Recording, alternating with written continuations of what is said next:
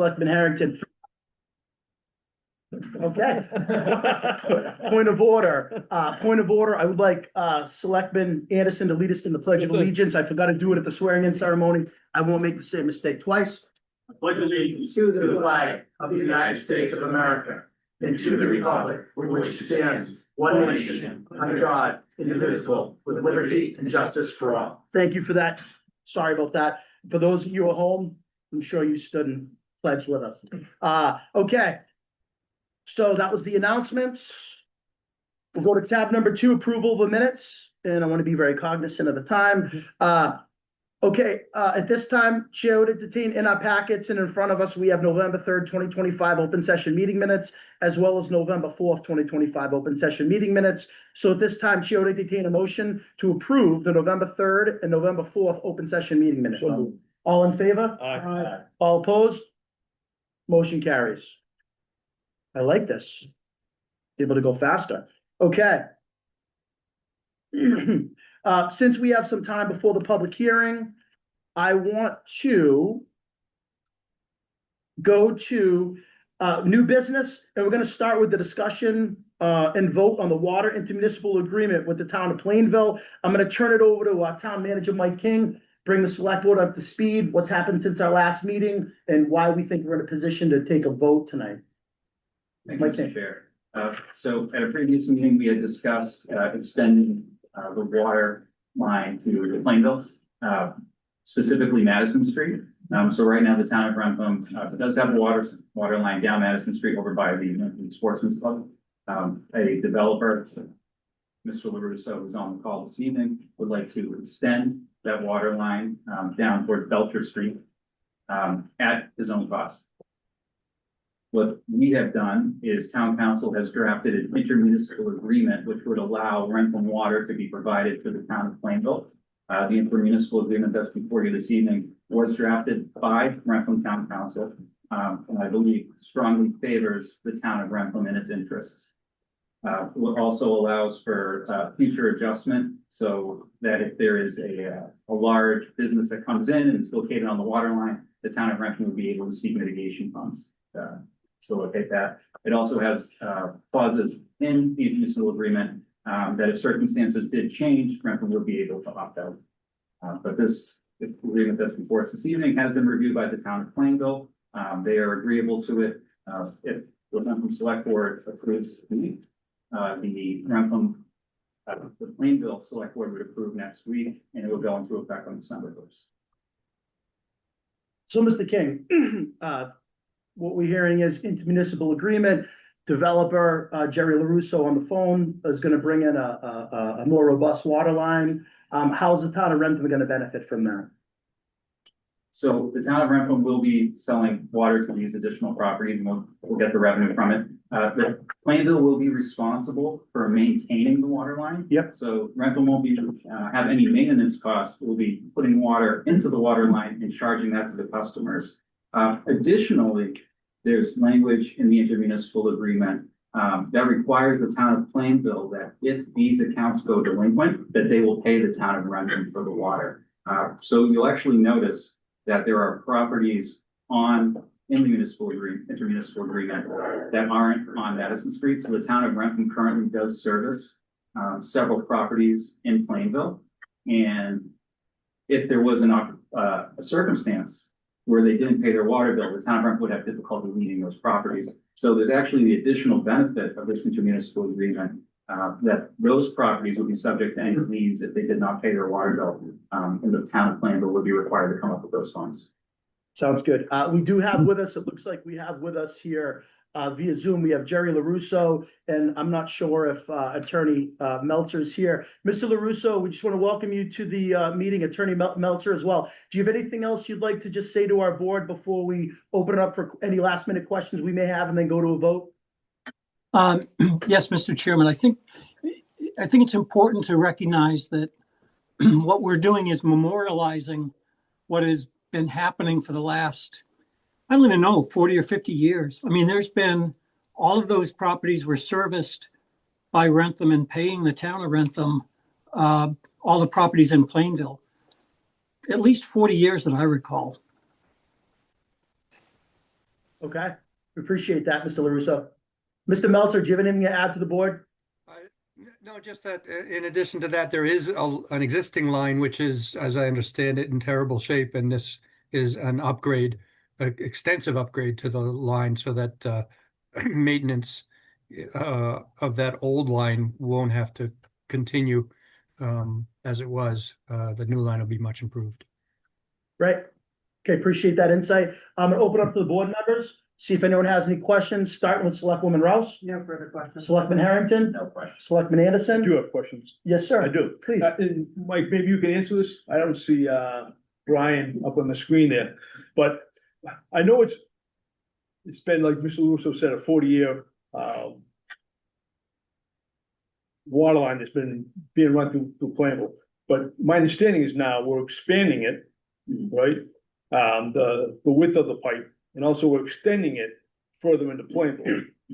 I just want to make sure we have enough water for our residents down that area of town and for fire suppression.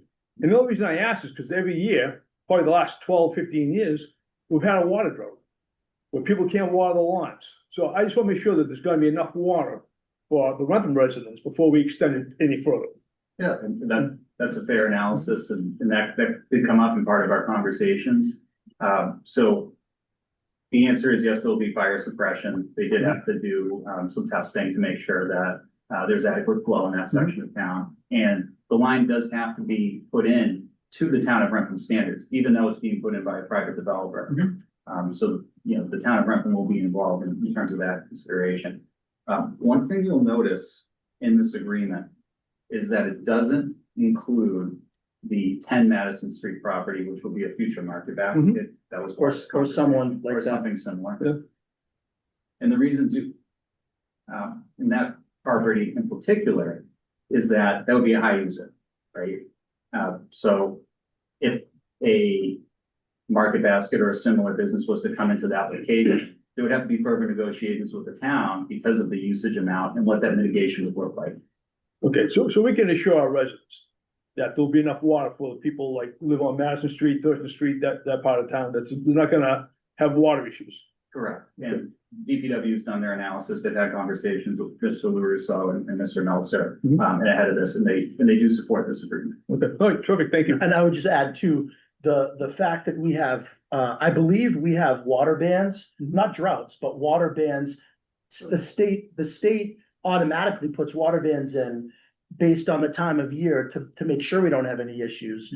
There's never been, to my knowledge, an issue or us not having enough water down there. Okay, terrific. Is that a fair statement? It's a fair assessment. Okay, no, it's a great question, though. No, thank We you. want to make sure the residents know we're not trying to sell water to other communities or, you know, and put our residents at a risk. I think that's a very fair question. I appreciate that. And just to clarify as well, most of these properties already have Wrentham water. Right.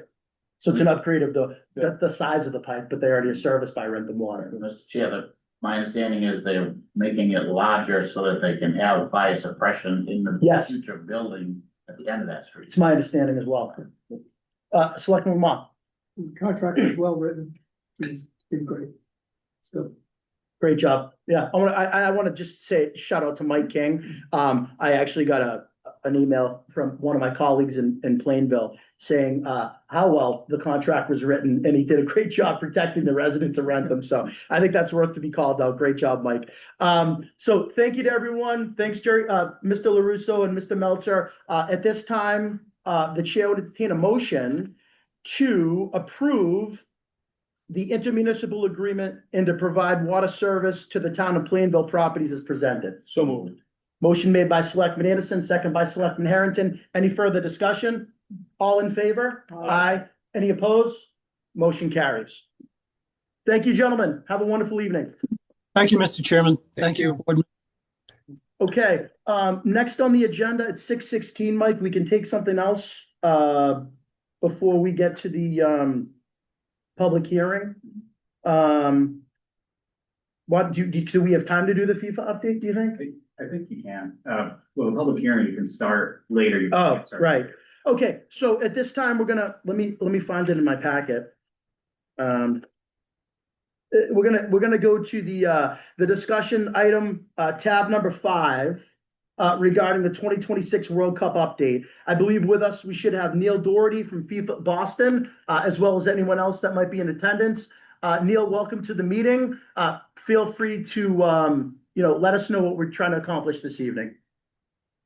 Excellent. Thank you so much for taking the time to meet with us. We are the FIFA World Cup. My name is Neil Doherty, working on the government affairs with the World Cup. I'm here with Ryan Windmill and Trisha Fenton. I'll let Ryan introduce himself, and then Trisha.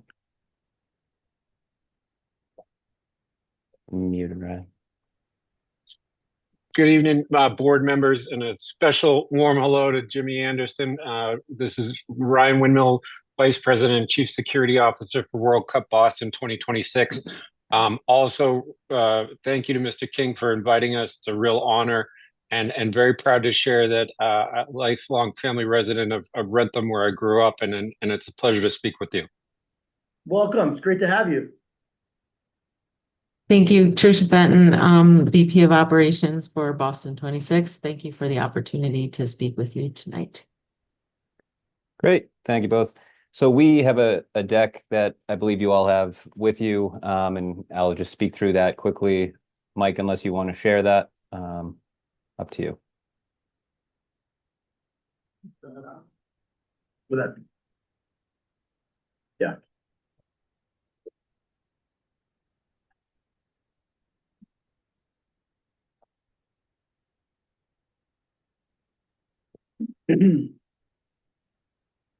As we're pulling that up, I think it's needless to say how exciting it is for our community, that this is coming to so close to us. I've been hearing a lot of buzz about it, and I'd love to hear the people from FIFA what you're hearing about the buzz of it, and with regard to how many people are saying that they're going to come to the wonderful Tri-Town area and celebrate this really incredible event. Absolutely. We'd love to talk through that. It is going to be massive. This is, thank you for pulling that up, Mike. And we can talk through this quickly. So if you wanted to switch to that next page, just want to kick it off with a little bit about who we are as the host committee. We are one of 16 individual host committees that work with FIFA. We're independent nonprofits that are self-funded and do all of our own fundraising. We were created back in 2022 when Boston and Massachusetts were chosen as a city to host 7 matches next summer. The other 16 cities span the continent of North America, and we are one of 11 cities here in the United States. So our role is really to coordinate the planning, operations, and the stakeholder engagement of this event at the stadium, but also throughout the Commonwealth and region related to fan activations, transportation, security, and just providing a good experience to folks that are coming to visit Boston and Massachusetts and Wrentham and Foxborough and all the towns in the Tri-County area, but also making sure that they have a great time, both visitors and residents.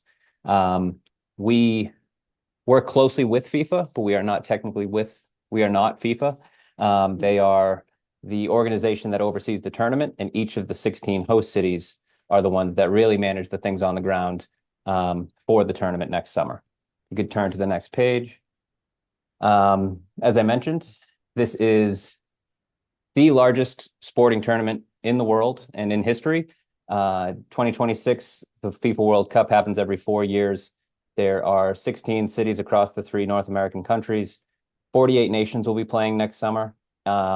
And 104 matches are going to be taking place. 7 of those are here in Massachusetts at Gillette Stadium in Foxborough. If you want to switch to the next page. Of those 7 matches, just to talk through that quickly, we have 5 group stage matches, which is when every team will be playing, right? All the teams are playing to get to those knockout rounds.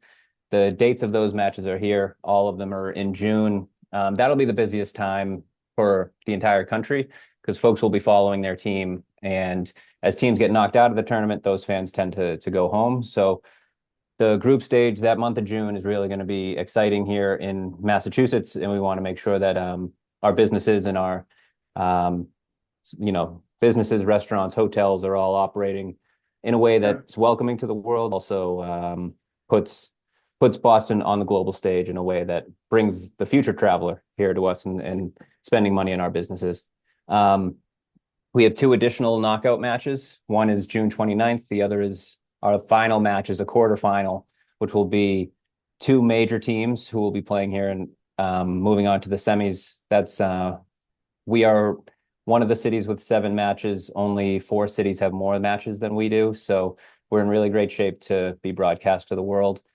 This event is the most viewed and most interacted with event on Earth. There's over 5 billion viewers that will be participating in this.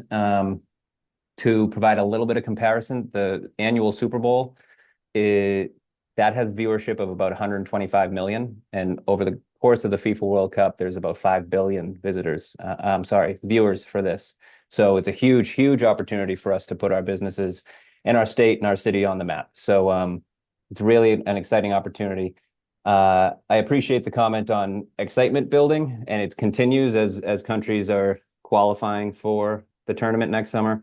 On December 5th is when the teams will be decided and where they're going to be playing. So we will have a better understanding of what teams will be coming and what fan bases will be coming and how we plan our business, how we support our businesses to be welcoming of an international crowd. So that's going to be a lot of the work coming forward over the next 6-7 months as we lead into these tournament. If you want to flip to the next slide, just to talk through some of the work we're doing on the host committee side and who we're working closely with to make sure that we have an exciting event next summer. So our key stakeholders, the first there is the host committee. That's ourselves. We have a staff of about 20 to 30 folks that are working on a number of different priorities. The state of Massachusetts, the city of Boston, Gillette Stadium, the town of Foxborough, and the federal government are some of those key stakeholders that are working really closely with us as we prepare for these 7 matches in Boston at Gillette, but also fan experiences and viewing opportunities in Boston, but across the Commonwealth and even the region. So the coordination is key to make this a success, and so far it's been great, and we hope that will continue, and are excited to work to deliver a really excellent event next summer. If you want to slip to the next slide. 3 areas of focus that I'll talk through quickly, and then we can get into some Q&A, and would love to hear from the select board on what you thoughts you have on what's coming. Our 3 big areas of focus.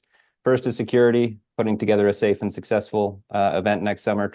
Transportation for visitors and residents alike to get to and from the match, and then be able to get around the Commonwealth to experience all that there is to see here. And then the third is the celebration.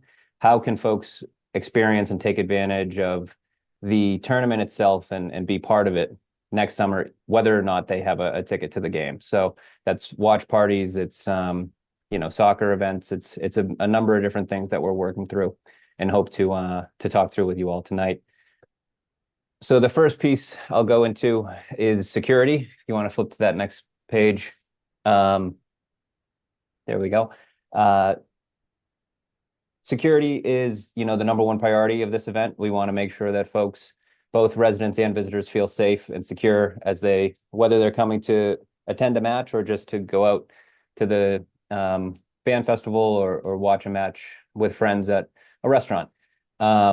Boston is the chair of the U.S. Host City Collaborative, which is the organization among the 11 host cities that Ryan, who's on the call, is the chair of. That group is charged with making sure that the 11 host cities are talking to each other. There's information being passed back and forth so that all of our cities are prepared. But here in Boston and Massachusetts, we want to make sure that, the stadium, the fan festival downtown Boston, team hotels, team base camps, public transportation, all watch parties, all those types of things are safe and secure and have the information that we can provide along with our partners at the state and city and federal level to make sure that the information is being shared across the entire environment where things are happening. When Mike and I spoke last week, we talked about what are these 7 matches going to look like on a match day. And I think the best way to think about it is probably what a big concert looks like, whether that's a Taylor Swift or Beyonce or whatever makes sense. But you'll have a lot of visitors who are first-time visitors to the stadium, who may not know exactly where they're going on like a Patriots game where you have a lot of frequent flyers. But you know, the security apparatus will be similar to a Patriots game or a big concert, and you know, those protocols will largely be in effect on game days. If you want to flip to the next page on transportation, it's going to be our second big priority. When you think of the international visitor who are going to be coming to town for these 7 matches, the vast majority of them are going to be used to public transportation that moves them efficiently to and from events. So we're working really closely with the MBTA to make sure that commuter rail service from South Station down to Foxborough is prepared and ready to move a large number of visitors. That could be anywhere from 15 to 20,000 individuals on that commuter rail line. We are expecting about 25 to 40% of ticket holders for the matches to need public transportation. So that will be the commuter rail and a bus service that is still being worked on and planned for. Just for reference, again, back to what a match day might look like, your typical Patriots game has about 98% personal vehicle use to and from a match. You know, it's folks from Massachusetts who drive down, go to the game, and then drive home. For this, a lot of these visitors aren't going to have their own cars. So we have to make sure that they can get down on the train or via a shuttle bus, which provides hopefully some ease of access along Route 1. It might make the vehicular traffic a little bit less, and managing the ingress and egress of folks on the trains is going to be part of the challenge with so many folks taking that public transit piece. But again, similar to a big concert, going to have a lot of folks who may not know exactly where they're going, and it's going to be up to the host committee, volunteers, and the stadium apparatus to make sure that folks are moving in and out in a proper manner. The last piece, which is celebration, is that third priority on our side. Each of these 16 cities is going to have a FIFA Fan Festival, which is the main hub of the celebration. It's going to be watch parties and other types of activations. So that's the main piece that will be in Boston. Across the Commonwealth and the region, we intend to have watch parties as well. So working with municipalities, working with private, like small organizations, to make sure that if they want to have an event to showcase a single match, say if there's a group that wants to watch Team USA they rent out a hall somewhere, we want to make sure that they can do that, all the way to municipalities who may want to have a week-long or full tournament-long fan festival. We want to work with them to make sure that they can do that with licensing and other requirements that are necessary to make sure that those happen. Some opportunities exist there to provide, as municipalities provide the infrastructure for a watch party, all those folks who might be coming into town to view the game or to see what's going on and just take part in the event, those folks are going to go somewhere else after, largely into restaurants and businesses in town. And how do we make sure that all of the towns and cities across Massachusetts are taking advantage of this, and it's not just a Boston event? And how do we spread the visitation and the number of tourists and visitors here? How do we make sure that all of our businesses are taking advantage? One thing on that we are working through and that we will provide after this is just a community watch party playbook that has information there about the licensing of viewership and how to put something like that on that we can share with the group. The last thing to talk through is just what the impact of this event is. It is the biggest event in history. It's the biggest event in the world. We want to make sure that Boston shines and that Massachusetts shines in this event. So we expect, through a couple of studies that have happened over the last year or so, this event is expected to draw up to 2 million viewers through I'm sorry, 2 million visitors through Boston and through Massachusetts, which is a huge, huge number. We also have Sail Boston happening next summer, which is right at the tail end of our tournament. And then there's also America 250, which is going to be increasing the visitation to the US. So Boston stands to really gain from this event. We expect over $1 billion of economic impact, with about 70 million of direct tax revenue to the Commonwealth, along with all of the municipalities that will be impacted via meals tax, hotel taxes, things like that, to take advantage of this. About 7,000 jobs that will be resulting from this event. Every hotel is going to be full, every restaurant, every bar, all the small businesses, all the main streets. We want to make sure that there's people visiting these and spending their money there, because when folks come to a World Cup, they save for many years to get there, and they want to come and spend their money and really take advantage. So it's a huge opportunity for Boston, for Massachusetts, for every town, especially Wrentham. And we want to make sure that we, as the host committee, are here to support you all. If there's specific questions, happy to talk through them now. If they require more in-depth discussion, happy to meet and come and grab a cup of coffee or do whatever we have to do to make sure that you all feel like you know what to expect next summer. And as we continue to get closer and closer, we are going to have more information, and we want to make sure we are sharing that with you. So really appreciate the opportunity to speak to you all tonight. And if there's questions, we're happy to talk through things. Sure. Thank you, Neil. Appreciate the presentation. I will say that I have about 332 questions. I think it's very preliminary, though, to have that level of in-depth conversation. Please know that Wrentham is open for business. We want to partner with you. I know we were trying to set up an ancillary meeting with the EDC, public safety, other people that would be part of the core team.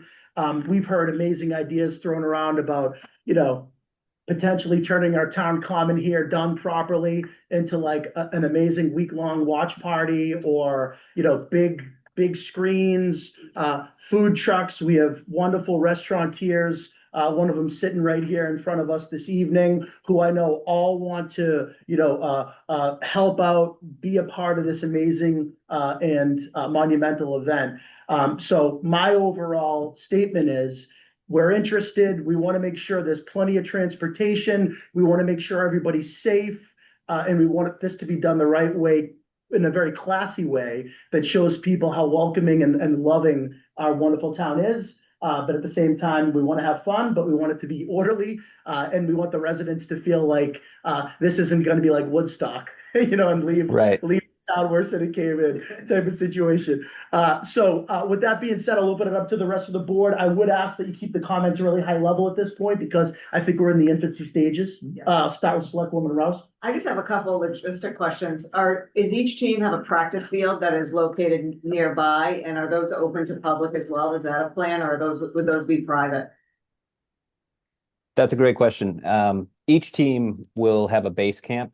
So the vast majority of teams will be coming into the US or, to North America several weeks ahead of the tournament, just to acclimate and get used to things. Those base camps are located across the country and across, the 3 countries. So the teams will choose that once they're drawn to the location. Our closest at this point is Bryant College down in right outside Providence, but there may be others popping up here in New England.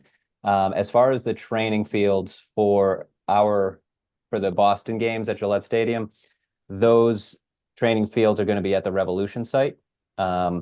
We do expect there to be some viewing opportunities for base camps and training. Some of that is going to be coordinated by FIFA itself and the teams. But as soon as the draw happens and we have a better understanding of when folks are coming through, we'll be able to provide information on that. And then just another quick question. I know with the love of this game, there's so much celebration and team spirit. Is it going to be very similar in terms of like a Gillette event in which the lot opens at a certain time for tailgating? Is that going to be followed, or are there going to be different rules that are set up for that? It's a great question. I'll turn it over to Ryan or Tricia there if they want to have thoughts on that.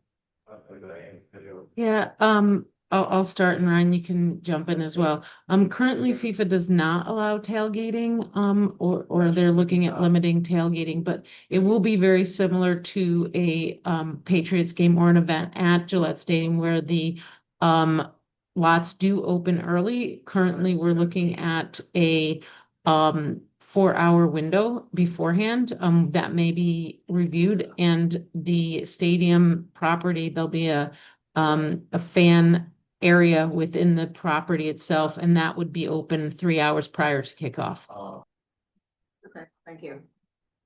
Great, Selectman Harrington. That was the only question I had, was the, right now, was if they're gonna open the parking lots early and do tailgate, All right, if we could capitalize on that. yeah, agreed. Selectman Anderson. Thank you, Mr. Chair. So Neil, first of all, great presentation. I really appreciate that. The question I have, whether it's for you or for Ryan or for Trish, have any of you spoken to our public safety chiefs, as far as logistics for this event? Thank you, Selectman. Let me turn that over to Ryan. And then just before, I do want to introduce Gene Nguyen, who just jumped on here. He's working on security as well on the Boston 26 side. Hi, this is Ryan Wendell again. Jim, great question. It's great to see Chief Marino and Chief McGrath on here. We have not had the pleasure of formally engaging, and part of why I was so excited to have this meeting is to extend an invitation to both the chiefs to participate in our security planning task force, as well as extend an invitation to specifically be part of the transportation working group as well. I think the more information and the more collaboration we can have with both Chief Marino and Chief McGrath, the better. Neil said, we value the relationship, but really we wanted to make it crystal clear, and that's why there's 4 of us on here, that Wrentham's an important partner, and so isn't the public safety leads from both respectively police and fire. So we'd welcome that, and we've got a full calendar ahead of these planning meetings so that in real-time information, as we get it, we can be sharing it directly with both of them as representatives of the town on public safety. Thanks, Ryan. Good to see you as well. And good question, Jim. Selectman Lamothe. No questions at this time. Okay, so my understanding, this is a great preliminary meeting. I think there's, like we said, there's a lot more questions that we have. We'd love to welcome a smaller group, a strategy group, like you said, one that obviously includes public safety, some public, some of our taxpayer input as well. And some of the restaurateurs. I see John Carroll's over there. He owns the Red Rooster here on Route 1. That's not a plug. I'm just telling you what he does. Not that he doesn't want to participate in this at all. But no, I think it's important for us to have this. We want to do it right. We want to have a lot of stakeholders involved to make sure that everyone's on the same page, as I said. So I'll table it there for now. I think, as you can see, there's a lot of excitement surrounding this. I was told by someone in the State House that this wasn't going to get a lot of traction due to tariffs and all this other nonsense. But I can tell you right now, everyone that I talk to, they're coming and they're excited about it. So are we. And great having you on. We'll talk soon. Thanks so much for the presentation. We got to move on though. All right. Great. Thank you all. Looking forward to the discussion. Thanks so much. Thanks again. Isn't that exciting? Look at all this great stuff we have going on in the community and the Commonwealth. Okay, time now is 6:40. I'm apologizing. We're a few minutes late. We're now going to go to the next tab, which is tab number 3, which is a public hearing that should have started at 6:35 or can start anywhere after that. Tab 3 in our packets. What this public hearing is to discuss the tax rate classification. In our packets, we have the tax classification presentation slideshow. Attending, I believe live. Yeah, I see Rob Scotton, who's our principal assessor. We have Tom DePlacido, chairman of the Board of Assessors, Irene Levesque, member of the Board of Assessors, and Ed O'Neill, member of the Board of Assessors. I'm going to invite you, if you want, you can come up. If not, you can stay right there. But at this time, Chair would entertain a motion to open the public hearing. So moved. Motion made by Selectman Anderson, second by Selectman Lamothe. Any further discussion? Being none, all in favor? Aye. Okay, any opposed? None. Motion carries. Now we're going to take a vote. Chair would entertain a vote to waive the reading of the public hearing notice. So moved. Motion made by Selectman Anderson, second by Selectman Harrington. Any further discussion? Being none, all in favor? Aye. Aye. Any opposed? Motion carries. Okay, the public hearing's open. Please come up and discuss. Thank you for coming. It's great to see you all. Thank you for all the hard work that we know that goes into this behind the scenes to get us to the point where we can have this conversation this evening. The floor is yours. Good evening, and thank you for having us up here. Seems like we do this once a year on that. But it's a very important meeting, probably the most, I think it's probably the most important decision that the selectmen have to make on an annual basis that impacts not only short-term, but long-term, growth and what happens with the town in many years to come with that. With that said, just like to formally open the Board of Assessors meeting on that. Do I hear a second? All those in favor? Aye. Motion carries. The Board of Assessors meeting is now open. With me here tonight, for the record, Thomas DePlacido, Ed O'Neill, Irene Levesque, and Rob Scotton. Welcome. All righty. Thank you. I think everybody here is fairly familiar with the presentation that we're gonna go over. Just a sort of a sound check here. Is this microphone all right? Yeah, okay. Everyone can hear you. Okay, Yeah. perfect. Well, we've had an interesting year this year, with, growth, and, I'm actually gonna go through this handout here. I think everybody has the package. Yes, sir. Okay. Moving on to page 2 here. The Assessors Department is governed by Massachusetts, Department of Revenue regulations. And, every year qualified sales must be analyzed from, the last calendar year and adjusted accordingly for fiscal year, values. In this case, it's 2026. We must use the sales data from the calendar year of 2024. So always about a year and a half behind. Property values are submitted to and certified by the Department of Revenue each year. That's, I wanna actually, give Rob here a lot of credit for that, because a lot of work to get that certified, and this year was quite a challenge with it. And then, the Department of Revenue was a little bit behind, and it caused us to be behind with it as well. So, the town of Wrentham has completed, the fiscal year 2025 interim update, with the assistance of Vision Government Solutions. That's the company that we work with for all the appraisals and the data entry. For all real property and real estate research consultants, for personal property, we received preliminary approval of the values from the Massachusetts Department of Revenue. The outcome of the residential analysis resulted with an overall adjustment of the residential class as described. Single-family home values went up 1%. 2- and 3-family properties went up 2% on the value. And condos took a tremendous jump up at 16.4%. We don't have a lot of condominiums, but I think that really illustrates the market. People are going for things that are a little less expensive and more affordable, a little bit smaller and a little bit more affordable to actually maintain and to heat and to have more utilities on as well. Based on the analysis of vacant land sales, the residential land values were not increased. So actually on a land, like a per lot basis and things like that, land really did not go up. That's something that we've probably seen the last 10 years or so, on average lot values, go up significantly. That didn't happen in the past year on things. Moving on, there were a total of 109 qualified sales in the town of Wrentham from calendar year 2024. The ratios are based on a level of assessment of 95% of the market value. In calendar year, there was a slight increase in home prices overall and a slight increase in inventory available to buyers. In fiscal 2025, Wrentham recorded, this is a nice new growth jump here, $49,774,290 in new growth assessment, which resulted in net $727,571 in new taxes, okay, in tax revenue. 48.7% of all new growth was a result of development and improvement of the residential class. Personal property accounts for 49.9%. And when we say personal property, what really drives that percentage and that value is all the utility stuff you don't think about. That's, Verizon, Mass Electric, the gas companies, all the utilities in the ground, that's all considered personal property. That has a tremendous value to it that the town is able to tax on things.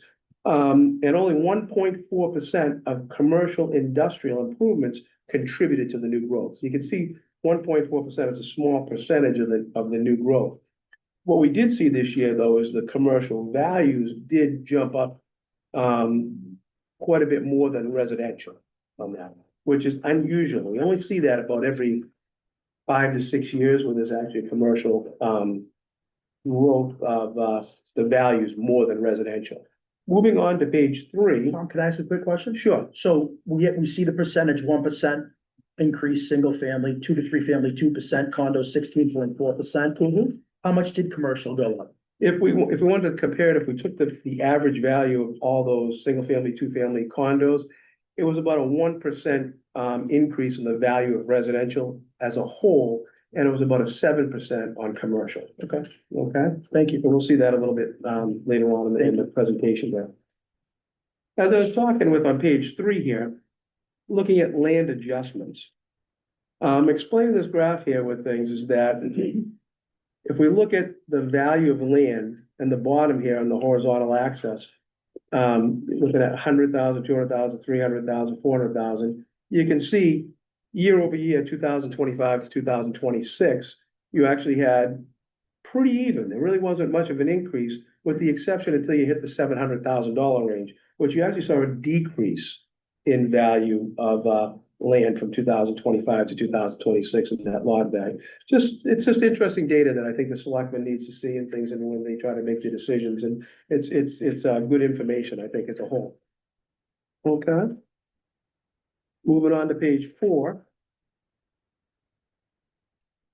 The assessors look at style adjustments and things as well. You know, most styles of homes had no change in their base rate, price per square foot, okay, to replace them at what they're valued at. I thought this was interesting, and I think it tends to tell you a little bit about the market. I really appreciate it. I like reviewing data with this and stuff.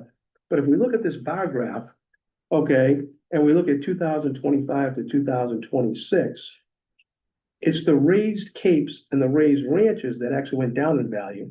And if anyone's familiar with that, you can't go anywhere in those houses without going up and down stairs.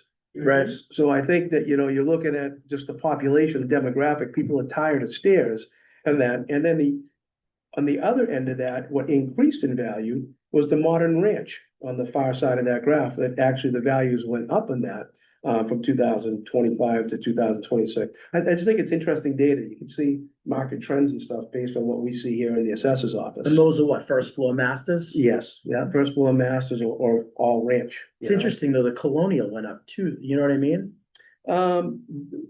The straight colonial was pretty level. I can't Yeah. tell with the shading, it's a little tough. Yeah, it's pretty. Oh, here it is, I'm sorry, I can Yeah. just look up, there you go. Yeah, but you look at the modern ranch. Yeah, see, that was it did, increased. yeah, And then you look at the ones that decreased, it's really the raised ranch and the raised cape. yeah, it's interesting. Yeah.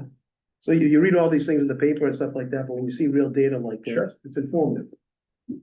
Okay, moving on to page 5.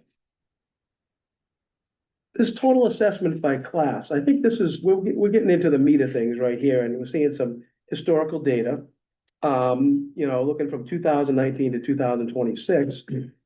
In 2019, the entire residential class had a value of 1.785 billion, okay? And that was an increase of 5.61% from the year before. So. And if you look at how it's jumped up to 2026, the value over 7 years has gone up almost $1.2 billion in value. That's a significant jump. And you can see on average, it's 5%, 4%, 6%, 7%, 8%, 16%. Residential has always gone up substantially more than commercial, I would say. Okay, Wrentham is a very attractive residential town. If we look at commercial industrial, okay, we started at 376 million and we're up to 483 million. You can see it's only been about $120 million jump, or roughly 1.2 billion for residential and 120 million for commercial. You know, what's that, about a 10%? Or, you know, 1/10 of what the residential jumped up. So, and the commercial has been, you know, 1%, 1%. In 2021, you saw it go 8.99%. And then for another 4 or 5 years, it went 0.9, 2.9, 1.98. So it's sort of every 5 or 6 years you see a jump on things with that. Thank you. Personal property, on the other hand, they're being sort of all over the place. You know, you're looking at 2024, we saw a 63% jump in personal property. And I will tell you what, that was a sort of a revaluation of actually, is it the gas lines? Or was it National Grid? I can't remember. It was one account, I think it was the national. Grid. Yeah, that one utility. Yeah, one utility that jumped up significantly in value and things. So all in all, you can see when you put in the totals, everything's been jumping up. Excuse me, 4.7%, 4.1376.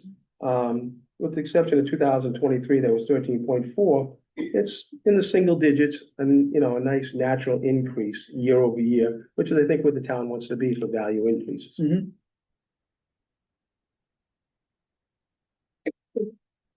Looking on page 6. This is the residential factor, okay? And this is what we're talking about here. The residential factor will decide the percentages of the tax levy that each class of real property and personal property will bear. A residential factor of 1 will result in the taxation of all property at the same tax rate or a single tax rate. A residential factor of less than 1 reduces the share of tax levy paid by the residential class and increases the share paid by the commercial industrial classes. Therefore, the residential property owners will pay a proportionally lower share of the total tax levy.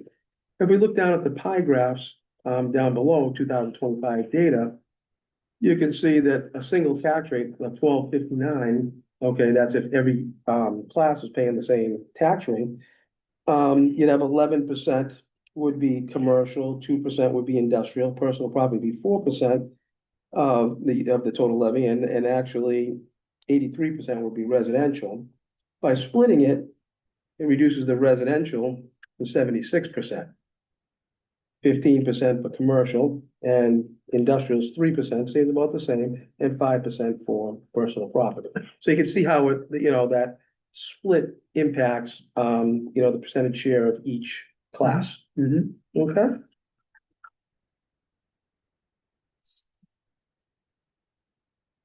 Moving on, looking at sort of the similar type of information, but more in a bar graph and going year over year, you can see that, excuse me, the 2022 residential was about 76%. And then we've stayed very consistent in how, you know, the split has gone. We're around 82, 83%, 82, which I think is good. I think consistency is what the town wants year over year with everything. So I think the town and the Board of Selectmen's done a very good job in their votes and trying to keep things very maintained. Okay.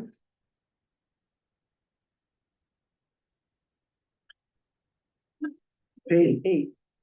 If we're looking at tax rate history, we go to the bottom of the graph, 2021, you can actually see that the residential has gone down year over year for the last 5 years. It was at 1407 in 2021, 1367, 1262, 12, and 1159 is the tax rate, which it should, because the values have gone up. And this is a two-part equation. You know, when you get your tax bill, it's your rate and the value of your property.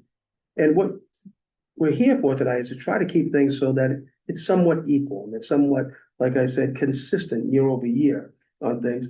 And we have to balance that out on how the values increase from class to class, and then how we make that tax, you know, rate and split so things are consistent and everybody can, you know, depends on that consistency. Commercial has stayed relatively very consistent too, in that mid-17 range. We had a jump in 2022, a little lower in 2023, 1681, and then we were 1730, you know, 1737, 1734 for commercial and personal property, and 1749, 1750. So we've been in that mid-17 range with commercial. So I think historically, when you look back, this is an important graph to see how we've maintained that tax rate. Okay. The next page, page 9. All that information is great, what we just presented here tonight. But really, Wrentham is a competitor, in competition with the other towns around us. Okay. You have to look at that. I mean, is it much more attractive for residential, for people to move here with their houses and family, as it is to Norfolk or, Bellingham or Plainville or Foxborough? Is it attractive for commercial entities, or would they rather move to Franklin? What you see here is a comparison. Norfolk and Franklin have single tax rates. I mean, if you look at the Norfolk single tax rate of 1597, and you look at Wrentham's residential 1159, that's a significant difference. Yeah. You're looking at $4 a thousand. Foxborough, 1322 residential, Plainville's 1156. I would say Wrentham's right in the middle for residential tax rates. Okay, we're not too high, we're not too low. I think we're in a comfortable spot with that. Looking at a commercial perspective with things, Franklin with their single rate is very attractive for business, and they have a lot of business. They have the industrial parks. They've done very well over those years. And when you look at that, they're $6 per thousand less expensive than Wrentham. And I would say Franklin's probably one of our, bigger competitors for business and, attractive. They offer other amenities too, sewer, they have access to the highways, industrial parks and things like that as well.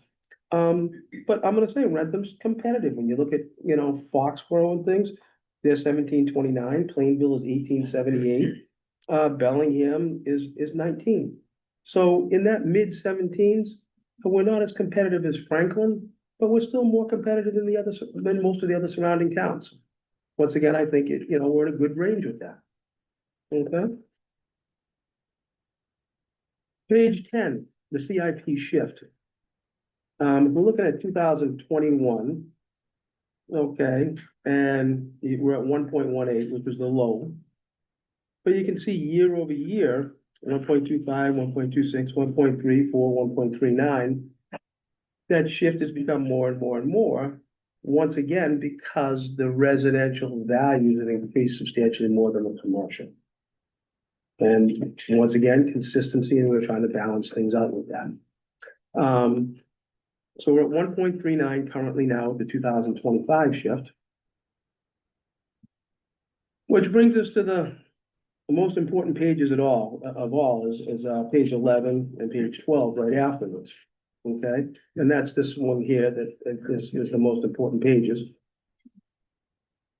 Highlighted a couple of areas here. Now this gives the CIP shift for 1.25 to 1.5. Okay, it can go lower than 1.25, but that's highly unlikely, and I think it would distort some of the information and the values and things that we have. So as the assessors, we didn't present that to the board. But if we're looking at things, this is just presented, okay, just for average, okay, because the average residential property now is $907. The average commercial property is $1,308,487. Last year, we presented an options range, which is the next page, which I would like to present that. And really, I think that's what the board needs to see to thoroughly make their decision on it. But it's important to see this as well. With the 1.28, if the board wanted to consider like just going up the same dollar amount, okay, on the average residential and the average commercial, a 1.28 puts you at that range. It's $270 and $263 for commercial. When we look at that, though, we have to look at values. And I don't think it's proper that when you have a commercial property worth 1.3 million and a residential property worth 711,000, that they go up equal dollars in value when the commercial property is worth almost twice as much. But just for illustration, I think it's important that the board see dollar for dollar on that average increase. If we were looking at average percentage increase, the 1.3 puts you very close with that, where you got 2.88 increased residentially percentage-wise and 2.93 commercial-wise, within 0.04%. If you look at the residential impact increase, it's $234.61. The commercial impact increased is $590, okay? You can see it's roughly twice as much, which it should be if you're trying to be, keep things equal, because the commercial is twice as much in value as the residential, okay? I do want to say, these average values, the average chart, the outlet mall skews all the data. Its value is so high, so we eliminate that from this chart, or it would send the average commercial value beyond what's reasonable on that. We also, there's a lot of parcels of land. Maybe they're landlocked, they're residential, they're worth a few $100s in value, you can't get to them, and things like that. That can skew the data the other way. So we tend to keep those, and look at really what is real values and really can be put here, that's good data to present to the board here to make decisions. Going to the next page, and this is what we did last year. Options range with this, because when we show you the average value, that's just that pinpoint bullseye just on that value. I think what really shows it is what happens when we look at residential versus commercial at $500,000 value all the way up to $1.3 million in value. And when we look at this options range, you can actually see what equal values and how they impact with everything. If we look at this in the bottom of the page here, we did a range, we sort of pulled this range out using average values. And we went to 1.32 because when we looked at the options range, there was something interesting that happened at 1.32. And I think this is a trigger point that the selectmen should look at. So if you sort of look at 1.32 with the CIP shift, and we follow that over, okay? And if we look at the average increase on a $500,000 residential property compared to a $500,000 commercial property, this is the first shift where actually the residential increases less than the commercial. The commercial goes up $168 more, and the residential goes up $123 more. So from there going down, that's where the commercial shift increases significantly more than the residential. So I want the board to sort of see that's sort of the line in the sand. And that's what's nice with this options range, because when we follow this across, you can see the increases, and you can see that you're giving the residential a break at that point. How much of a break the board wants to actually consider would go as you go further down that graph. But that's the important line there. And if you looked at the bottom of this,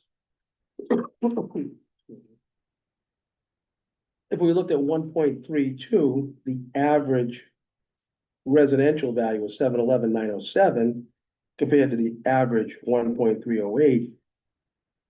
The average residential property would go up $191.90, while the average commercial would go up $917. So we gave you two pictures here, the sliding options range, so you can see what happens across a range of values, and also what the average value is, which once again is just that pinpoint.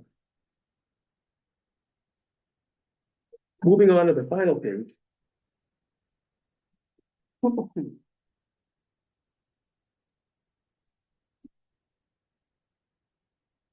Fiscal year 2026 values reflect a slight increase in overall sales and stabilization of prices in real estate market in calendar year 2024.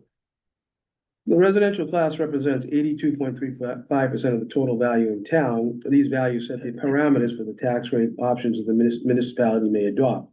Each year, the assessors must classify all real property according to use. Annually, the select board must hold a public hearing to decide the percentage of the tax levy that will be paid by each class of real property and personal property. Municipalities must decide whether to tax all classes of property at their full and fair cash valuation share of the tax levy, which results in a single tax rate, or to reduce the share of the tax levy paid by residential and shift those taxes to commercial, industrial, and personal property taxes, which result in a split rate. The single tax rate for fiscal year 2026 would be $12.60. The select board holds an annual classification hearing, which is what we're at here now, to determine if the levy gets divided evenly via single tax rate or the tax burden gets shifted between classes. The select board will also vote to approve or deny small commercial exemption and residential exemption. Adopting a small commercial exemption shifts the burden from the eligible commercial properties to non-eligible commercial properties and all industrial properties. There are only 18 of these in town. These are your smaller mom and pop types of shops and things like that. It gives them a little bit of a break with everything. Adopting a residential exemption increases the residential tax rate.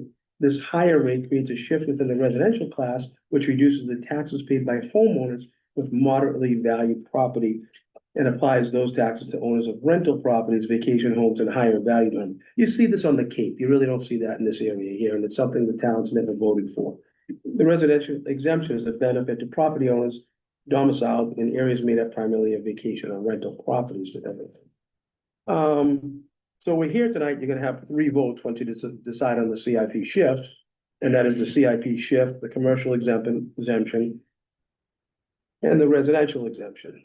So that's my dog and pony show and everything, and you know, you're welcome to ask me questions and ask the board questions, and we'll do the best we can to answer them. I appreciate, first of all, presentation this evening, Mr. Placido and members of the board. Appreciate all the time that goes into it. As I stated in the beginning, we're very familiar with the process. We know there's a lot of work that goes into the process behind the scene. So we want to acknowledge that, and the taxpayers appreciate your hard work. I want to open it up to my board members and get some kind of thoughts on where we think we should be at. And I don't mind sharing my opinion first.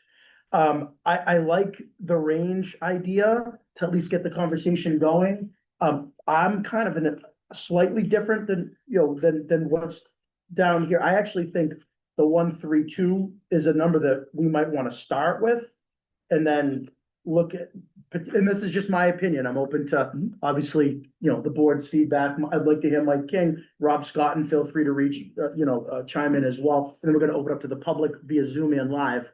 But my feeling is, as I look at the rates, we determined that the existing residential rate is 11.59 for us. Or what was, close to that, right?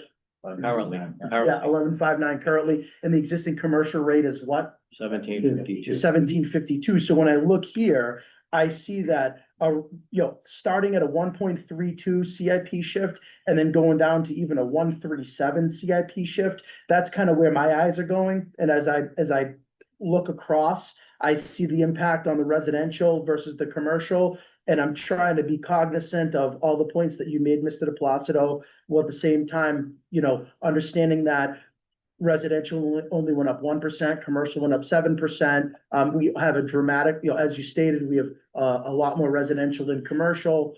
And I want to, everyone I talk to, and again, this is open for discussion, but when I speak to residents around town, especially our older aging population, people on fixed incomes, I always hear about, I barely can afford my taxes. I can barely afford my utilities. I can barely, and I understand that that's a good thing and a bad thing. It's a good thing because Wrentham is such a good community to live in that all of us have experienced higher property values, appreciation over the years, but with appreciation comes higher taxes. So those are the things that we hear from our constituents, or at least I do when I talk to my constituents. So I want to be very cognizant of that. So I'm somewhere in a 132 to 137 range. I open it up to the board members, starting with my vice chair, to get your opinion. We'll go then Selectman Harrington, we'll go to these two gentlemen over here, and then I'd like to hear Mike King's opinion as well.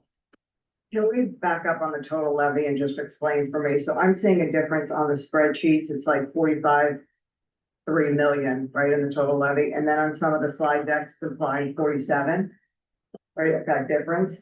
And I'm wondering which one we're going off of, because that total levy will impact the CPI shift, especially with like inflation, a 2% inflation that we need to calculate in, and that could in the future affect the CPI shift. So I just want to get clarification on which number we're going off of, the 45 or the 47. Throughout the levy limit sheet. The 45. Oh, yeah, So we're going off of the 45. So if I take in like the anticipated inflation, so wouldn't that be an issue with inflation, with a CPI shift as we go forward? Because the 47 was what was noted on the slide back, right? We're gonna find 47?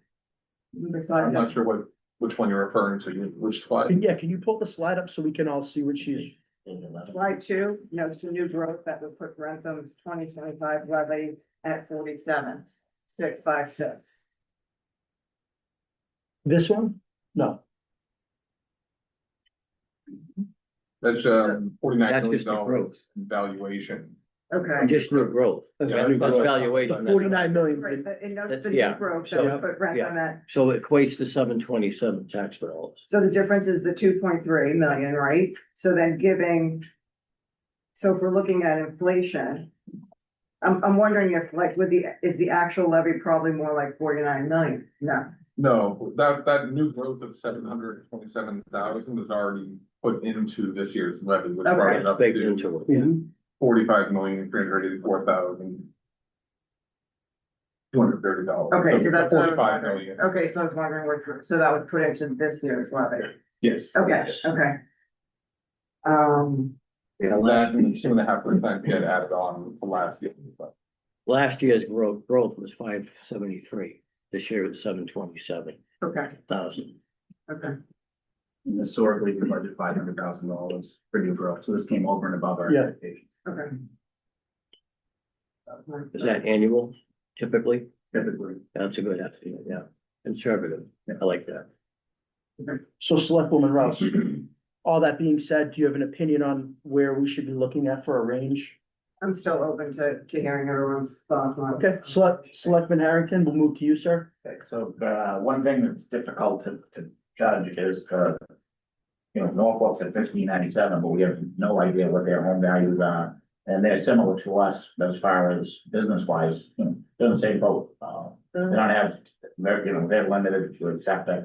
But they're any section of Route 1, very, very limited at all. They 1A. So I can understand why they're at the single rate. Franklin, I mean, we can't even compare ourselves to Franklin, not even close. They have so much more commercial development than we do, and they can continue to expand with areas of the town. And what do we have? We have a little bit of Route 1, unless they do a sewer project. So, really, it's difficult for us. It's difficult for the residents. I'd like to see somewhere between the 137 and 139 shift, which would keep the 139 would keep it at $11.53, 17.52, right where we're at now, with a little break for the residents. And with the increase in home values up to 700 and over 700 grand, it's, it's and be pretty expensive to stay.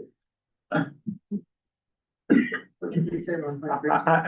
said I would entertain, well, just my opinion, we should be looking at 132 to 137 on the high side, 137 on the high side. I'd like, Mike King, do you have something to say? yeah, something to preface the tax rates. I don't put a lot of stock in the tax rates as a comparison community to community. Yeah. And the reason I say that is if you look at Nantucket, their tax rate is $3 per thousand. They don't pay less in taxes than Wrentham. It's because of the high values. Right. So just keep that in mind when we're looking at tax rate to tax. Right, that's what I said. It's a good barometer, it's a good tool to, but I understand your point. There's no idea what like Foxborough. Yep.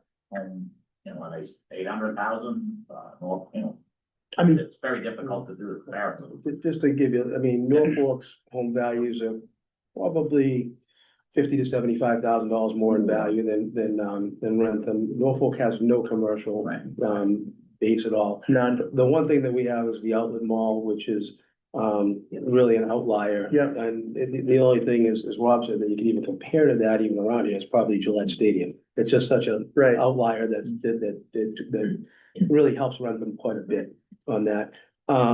Foxborough's less than Wrentham value residential wise, with things. what's their commercial, They've got a pretty good commercial, yeah, cafes and things. They got a little bit on Route 1, but they also Yeah. got part of the industrial park Yeah. there and things. as well. 1729. Yeah, Yeah. Is their rate correct? Commercial. Yeah, commercial rate, yep.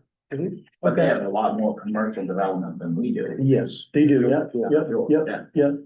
Fair point. I'm gonna, yeah, are you I'm good, good? yes, thank I'm gonna head to Selectman thank you. Anderson, yeah, Thank you, Mr. Chair. love to hear your opinion. So I'm gonna address this to Tom, but you guys can feel free to jump in. So last year, I believe we went to, the 1.33. So we thought that was what was fair to both residents and businesses. We were at 139. 1.39, Yeah, okay, okay, okay. yeah. But if I look down and you look at the sliding scale, the 1.37. If we went that route, right, so 1159 would be exactly what the residents are paying now. Yep, And businesses would actually decrease slightly. decrease slightly. Would it be fair to say that that would be a fair way to share the burden between residents and business?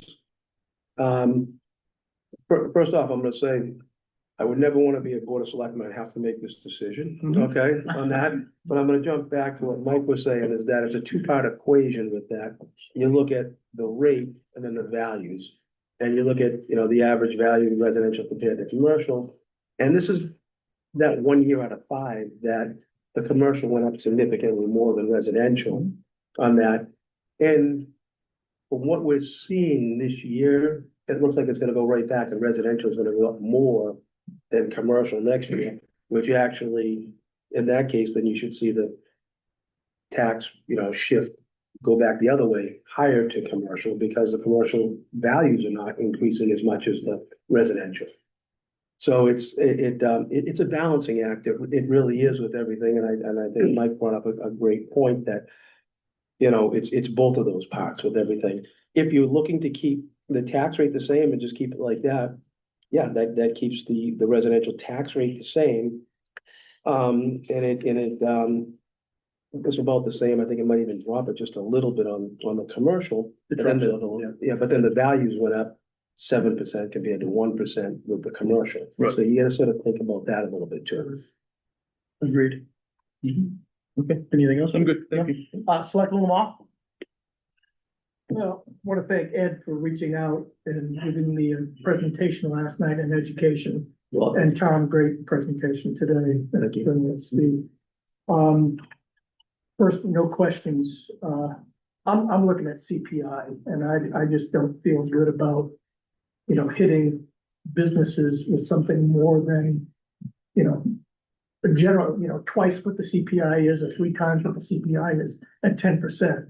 So something that smells like 4, 5 for a business, it would put you in the 3.4, 3.6, maybe 3.5 would work for me. What, you mean 1.3, 1.3. so 1.3 3 or 5 or? 1.33 gives you 5.39%. That's still a little steep relative to CPI. So Yeah. if I had my Oh, brothers, yeah. I'd be at 1.32. I think that's a fair comment.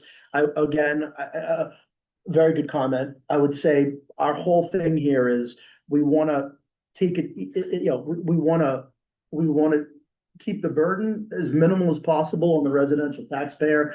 That's by far our largest taxpayer. But at the same time, we want to be attractive to commercial business. So I understand the balance. I do. It's a difficult decision. I don't like making this decision either. But it's okay. We're gonna make it. I'd like to hear Mike King's thoughts on this, and then if Rob wants to say anything as well, before we go ahead and open up to the public via Zoom or live, and then we'll take a vote. Sure. So I'd like to just take a step back and talk about what the conversation was a year ago and how that would translate to the conversation. Please. This evening. So you might remember that we actually had 2 meetings on the tax rate last year as we continued the public hearing. And when the decision was made, the select board at the time looked to the options range table, which we just went over. And what the board honed in on at that time was looking for an increase that was similar for both residential and commercial, Right. but to the benefit of residential, so that commercial would be a larger increase than residential, but similarly paced. Yep. And that's what led to the 1.39. if we were to use that same consideration, looking at the options range that were presented this evening, Yeah. it would be a 1.32. Okay. So 1.32.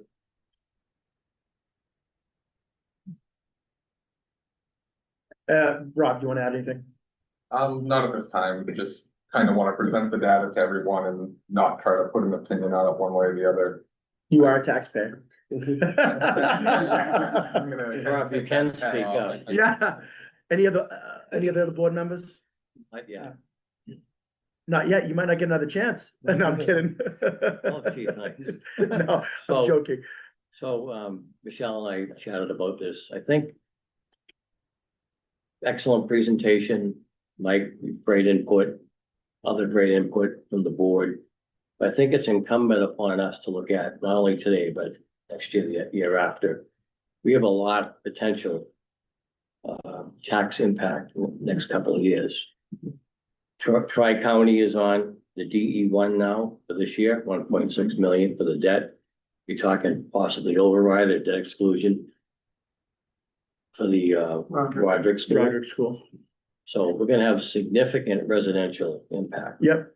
Right, if it approved, it's approved. So if one wants to decide to give residential a little bit of a values went up, and if you're adjusting, selecting a factor, a residential factor and the CIP shift, you're pushing the residential tax rate up as well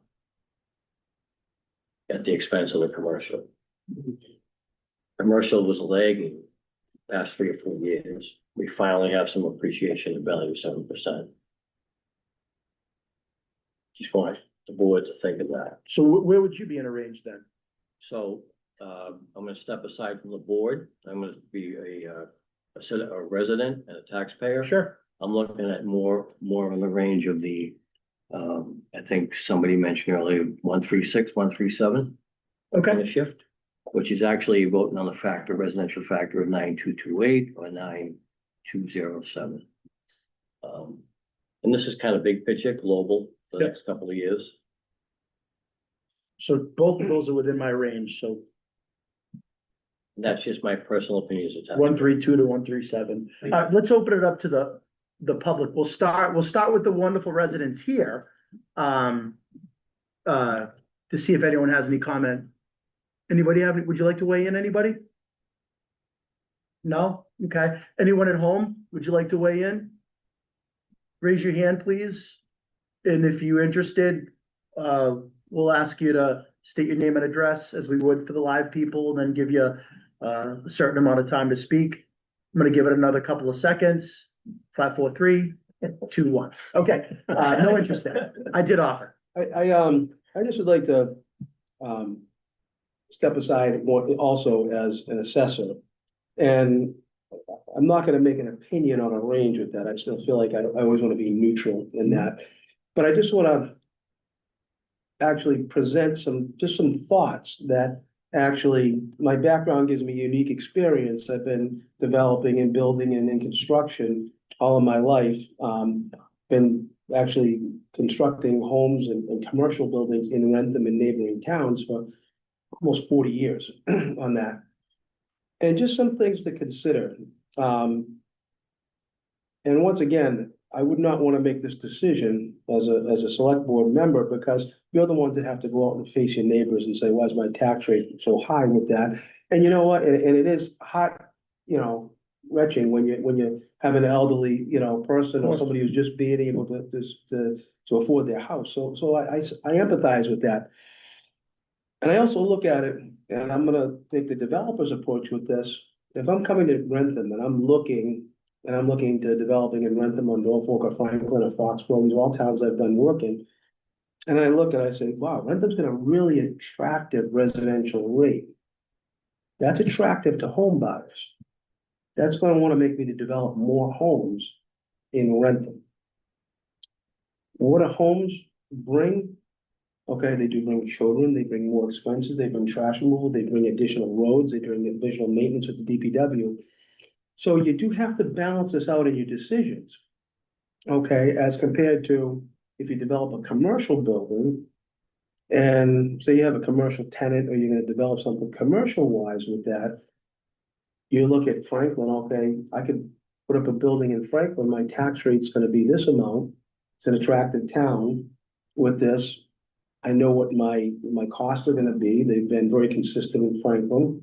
Okay, you've been consistent in Wrentham too with that. So I think the board needs to always look at consistency with this. And it needs to look at commercial wise, what does commercial bring? It brings tax revenue. It doesn't bring trash removal. It doesn't put kids in school. It doesn't, it's not a burden on the DPW with additional streets. They plow their own parking lots. It's an asset that every community and every town should want. So it's a real balancing act of how do we always keep it attractive to commercial?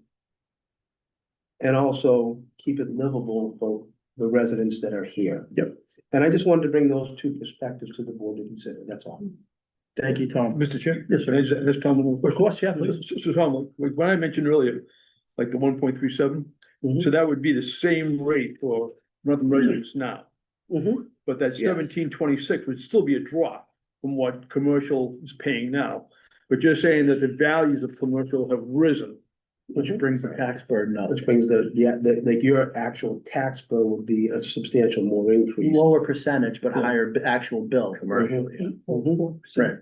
Not that. which that's actually the first time the commercial's gone up in quite a few Like years. you said, yeah. That's correct. It's been 5 years. Right. This is one of those unique years.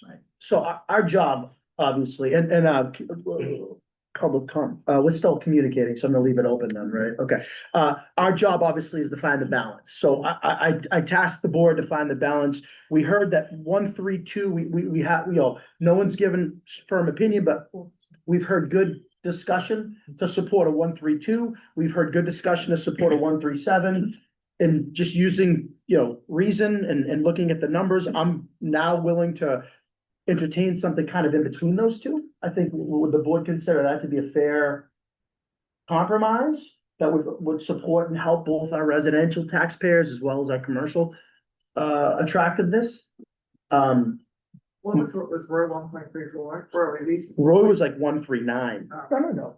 No? No. Oh, 7? No, he wasn't. I was in the 133 to 134. Yeah, I thought. Oh, I'm I thought sorry. it I thought someone else was at 139. Because that, I was that's an. That was last year. 139. Billy was 137 to 139, so I wasn't crazy. But That's thank you an for average. correcting me. It's good to have someone like you in front of me from time to time. I'm just looking at an average increase to a resident of 2% and an average increase to commercial environment of 5%. Yes, so That's that you something were, you can almost swallow relative to the rate of inflation. Yeah. For me, and that's still at that 132? 133, 134. Yeah. I could live in that window. Yeah, I think you're, I think I'm more around the 134, 135. It's almost 7% to businesses. So that's the first time it's gone up. Right, it's gonna come back down next year. He's already saying. Mr. Chair, may I? Of course. So we talk about small businesses. So we have 18, Rob, Yes, for small commercial.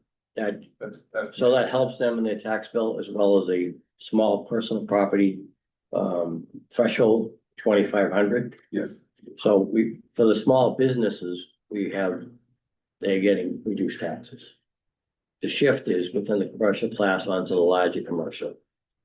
Take out The mall. the outlets Yeah, and the, was it Ledgeview? Ledgeview was not taken out. Okay, all right, so, there was a sale there, by the way, that sold. Right. Ledgeview, significant increase in value. Did you pay much for it? No. Tommy did. So if people want an idea of, the commercial properties that would be impacted, because once again, the mall is sort of that anomaly out there. Right. But if you go down, Cushing Drive, where like Norfolk Power is, all those businesses, down in that area. yeah. Industrial Drive, some of the ones out on Route 1, everything from like probably Luciano's to, that, go-kart place. Those are all the businesses that are gonna get sort of impacted if you're trying to imagine and see which ones that would be, more average, not the outlet mall type of thing. Do I hear? Sure. Sure. So, well, those are businesses can raise the price of the price of decisions. Or a dollar per beer versus business spending. They don't have that option. And you still have to balance out, Of course. you know, it is, it's a Where balance, is their revenue coming from? you know, All over the place. and I mean, if you go down Route 1, you know, you're not there. The gas station isn't full of Wrentham residents. So, and just to be clear, we're not, the commercial tax shift that we're talking about is that this isn't gonna affect Cataldo's. No, they get the small commercial. They get the small they commercial, get the exemption. so they get the You exemption. got a funeral home, they get it. Right. The small businesses, we're trying to. Gavel, Red Rooster. The gavel, that's part of a larger building. So, yeah, but he's not paying tax. He's paying it through his lease, I bet. He is. Triple yeah. that. So Yeah. so the lease rates would. But what about, go what up. about John Carroll and the Red Roosters? What kind of effect does this have on his building? Go up $1 a beer. Depends on the value, and I'm not sure what that is. Right, but he's at the lower, He would get the lower value with all due respect. No, yeah. So it's just that That higher. small commercial What's the value taxpayer, on that? the high stuff, the outlets and Yeah. Ledgeview, so it's the in-between. Small commercial. So, Under $1 million, select board member Harrington's point, so that middle commercial, so you subsidize them at the expense of all residential. Yeah. That's probably the best broad Right. brush right, So explanation of it. to be more specific, I just had to check with Rob on this, is that the small commercial exemption starts at $1 million. okay, So any property that's over $1 million will not get exempted. yeah, And you have to look that the average value of a commercial property is 1.3, and that's without the outlet mall. And the other thing is they can't have more than 10 employees. okay. For the small. But you also Small. have the ledge use it. No, he said it wasn't. No, it's out, it's with the mall, No, the mall's out. the mall's Ledge out. view's in The there. Ledgeview is in there. The mall will be impacted. Right. So there's some of the 7% appreciation, Right. yeah. Mhm. Our And we wanna value take is, that, we wanna take that in consideration as well. The Mall's value. our biggest taxpayer, by far. What is it, $4 million? Approximately. Yeah, biggest commercial taxpayer, biggest taxpayer, obviously, so we wanna be very cognizant of that. With all this being said, I think we can go back and forth all night. You know, if we were in the 1, 3, 4 range, is that more reasonable to the board?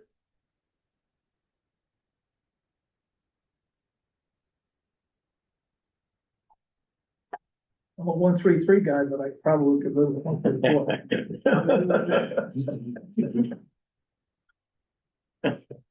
Thoughts of the board? Yeah. You have, Ms. Levesque, did you wanna say something?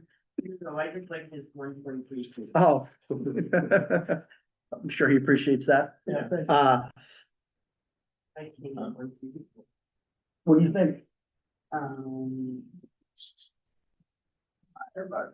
You're a little higher, what do you mean, 134, 135, where are you?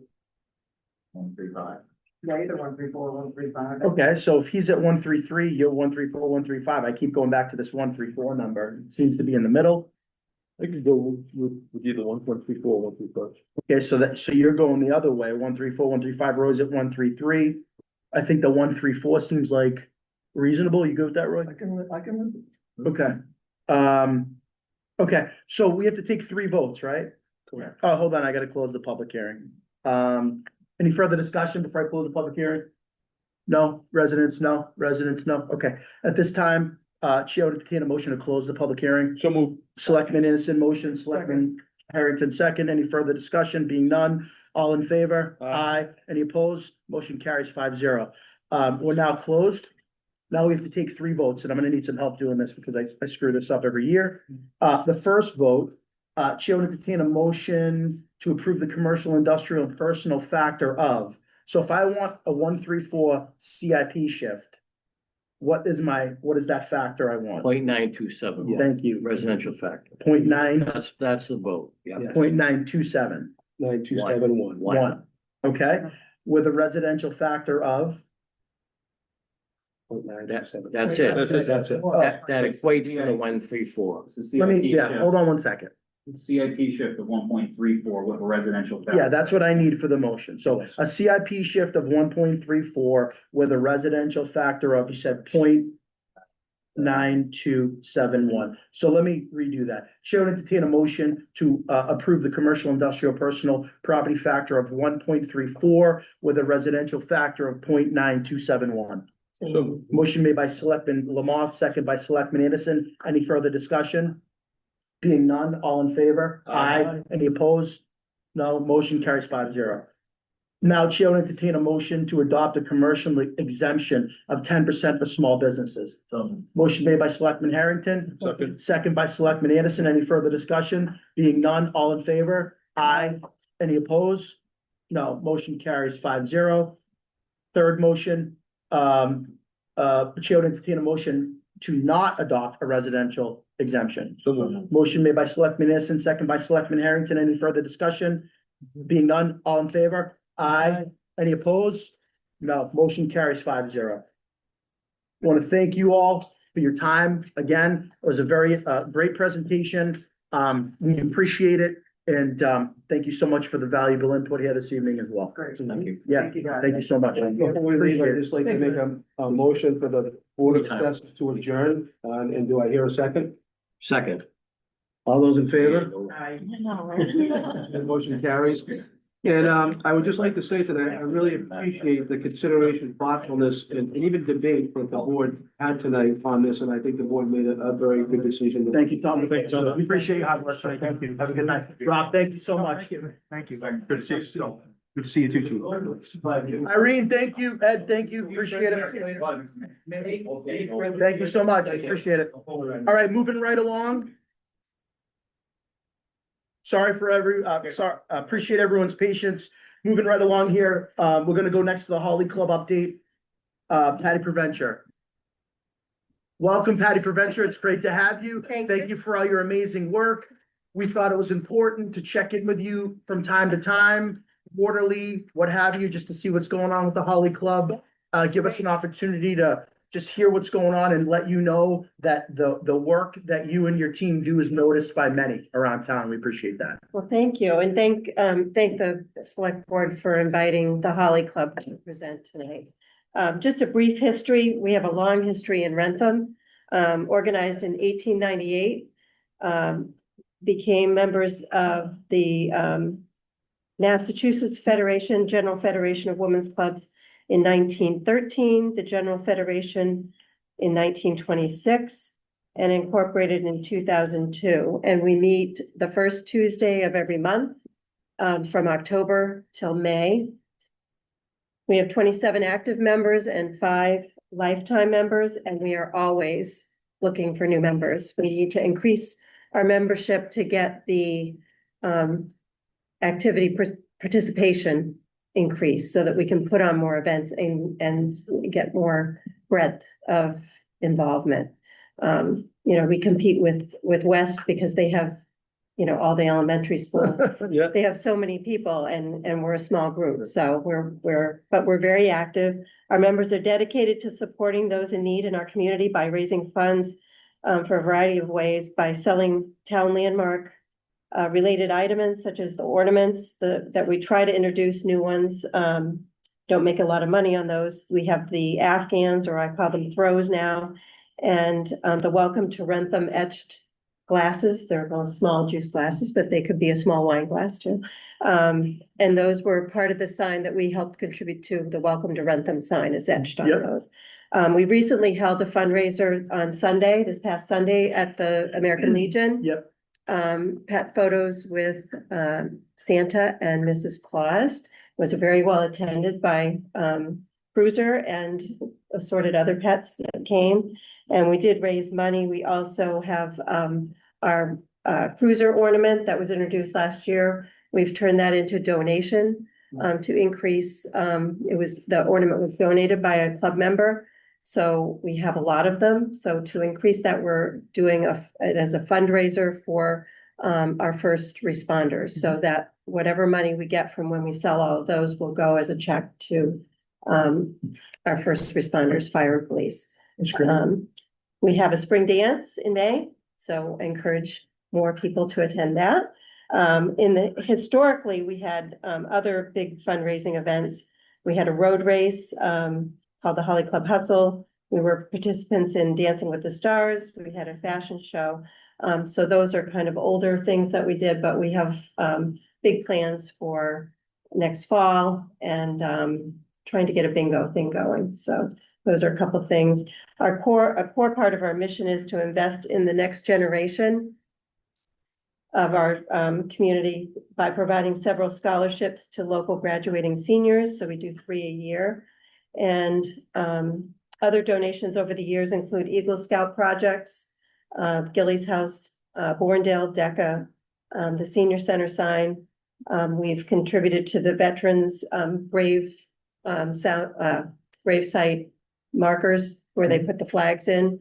And we recently had at our November meeting, we had Ray Rose, and so he said that they could use more. So we'll put that as one of our on our budget perhaps next year. It's not in our budget this year, but if we still have funds, we'll allocate some money for that. This time of year, we do the PJ project with the food pantry. So any families that are serviced by the food pantry that need PJs for Christmas for their children. Those are donations that are just from the club members, as well as we get involved with the elementary school for wrapping paper and gift cards. And I forget who runs that now, but it used to be Ross. I can't think of her first name. Chandler? Yeah, Chandler. So it's somebody else now.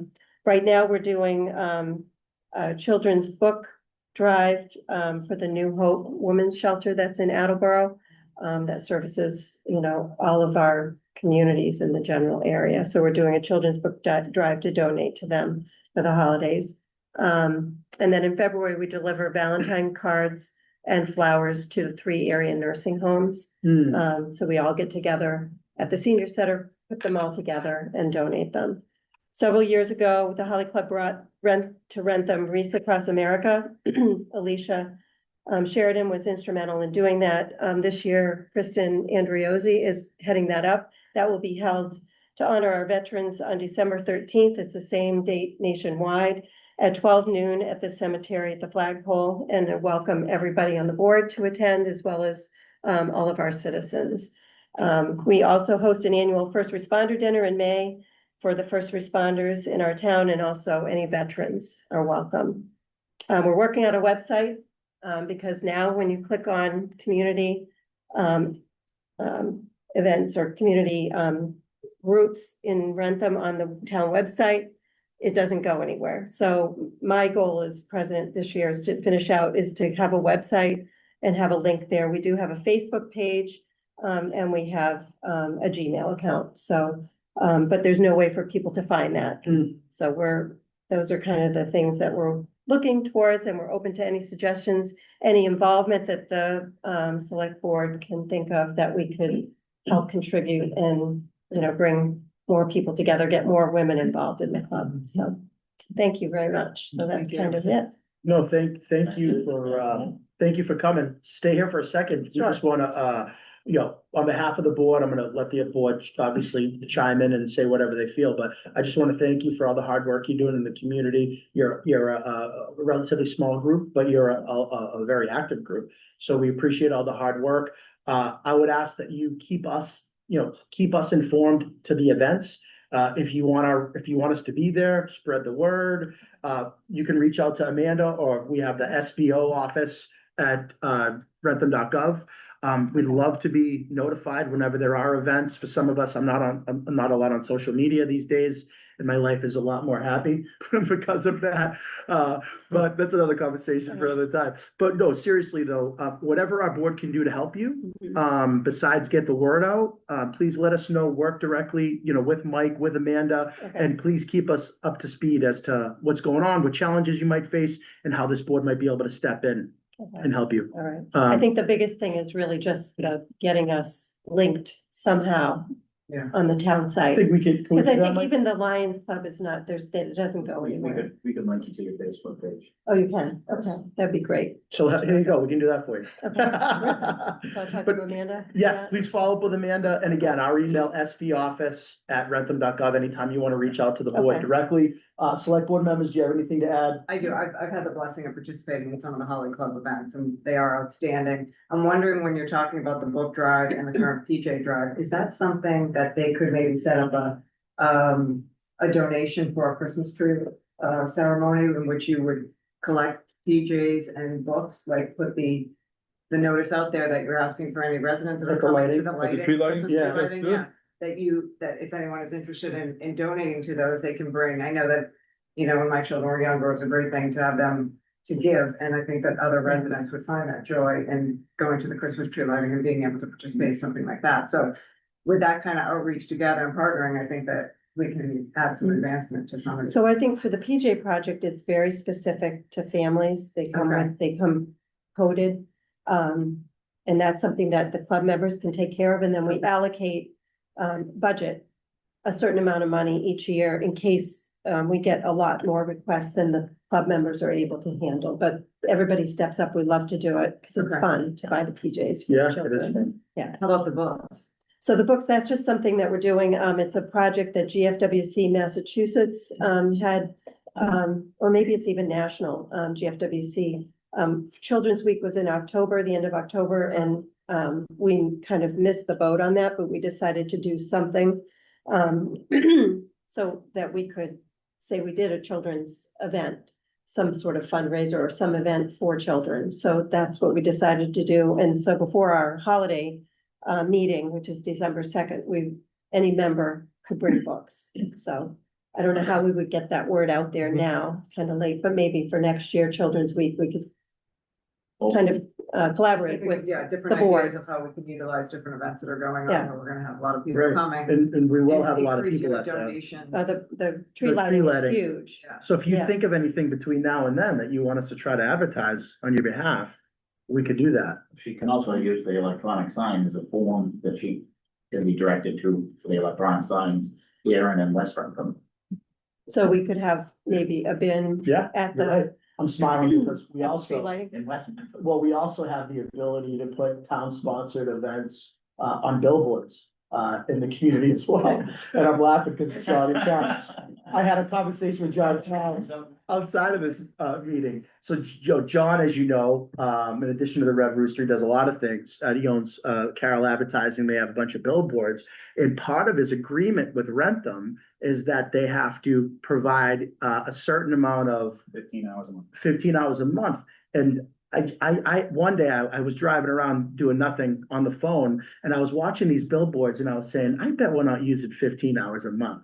So I called Mike King and had him do an audit and it turns out we weren't. And I called John Carroll and I said, John, we're not using our 15 hours a month. What can we do about that? And John's a wonderful guy. And he said, Chris, have them reach out to me and we'll put more stuff on the boards. So when we have opportunities like this, we're now able to leverage these agreements that we have with business owners like John. So one of these events that we might be able to help you with, get the word out, we might be able to imagine if it was on a cool digital billboard. Would that be cool? So cool. Yeah. So I would like you to work with Mike King and Amanda on that, and you have the board support. Okay, thank you so Billy, you much. want to, no?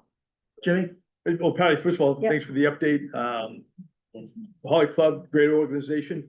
You've done wonders for the community over the years.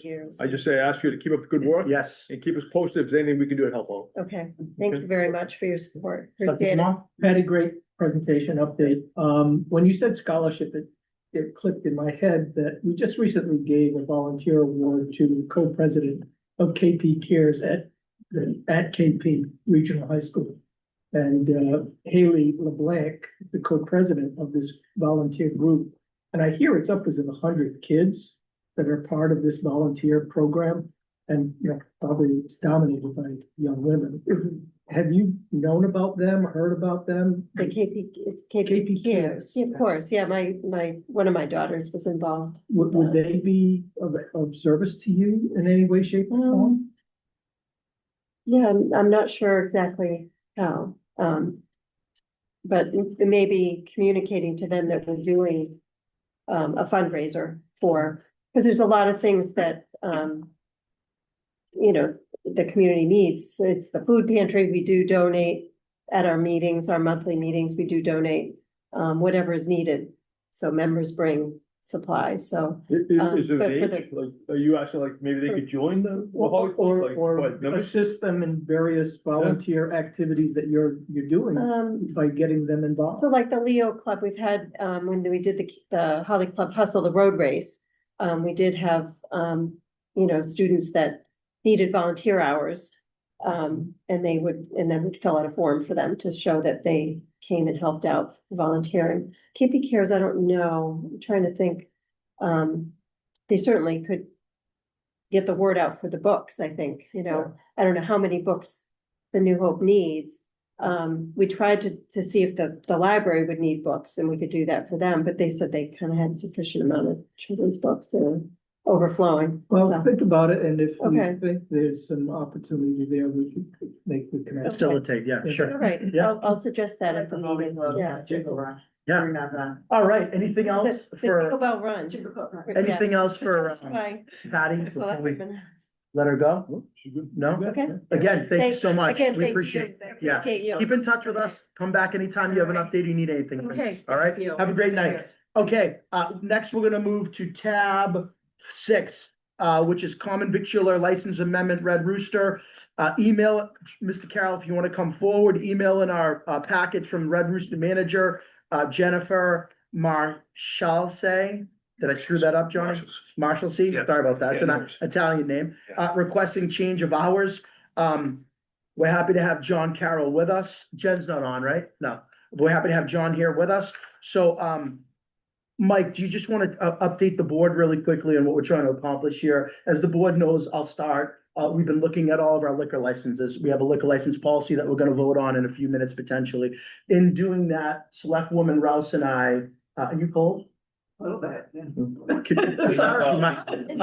No, it feels great for me, but when I have board members shivering and scarfing. John's one of Yeah, John has his hat on. Left all the heat. Yeah. Yeah. It can't have it all. As we're going through our policies, and we're updating our liquor license policy, John, we'll touch on that in a second.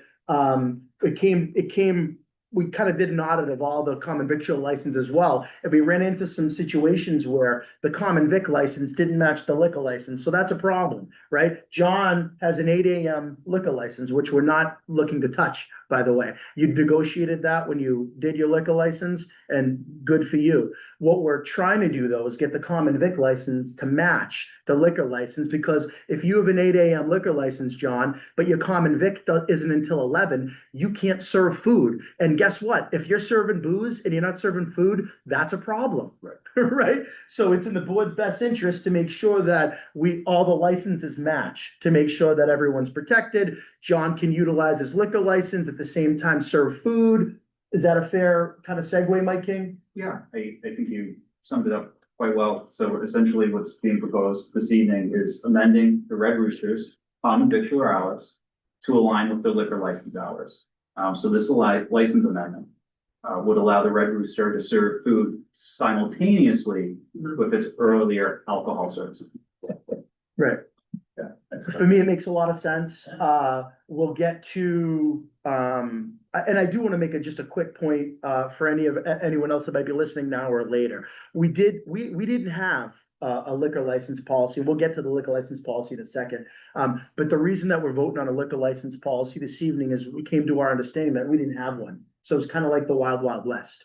So I can't stress this enough. I've tried to communicate this to all the restaurant owners that I speak to. If you speak to anyone, please let them know. Our intent is not to change any of the licenses for the existing people.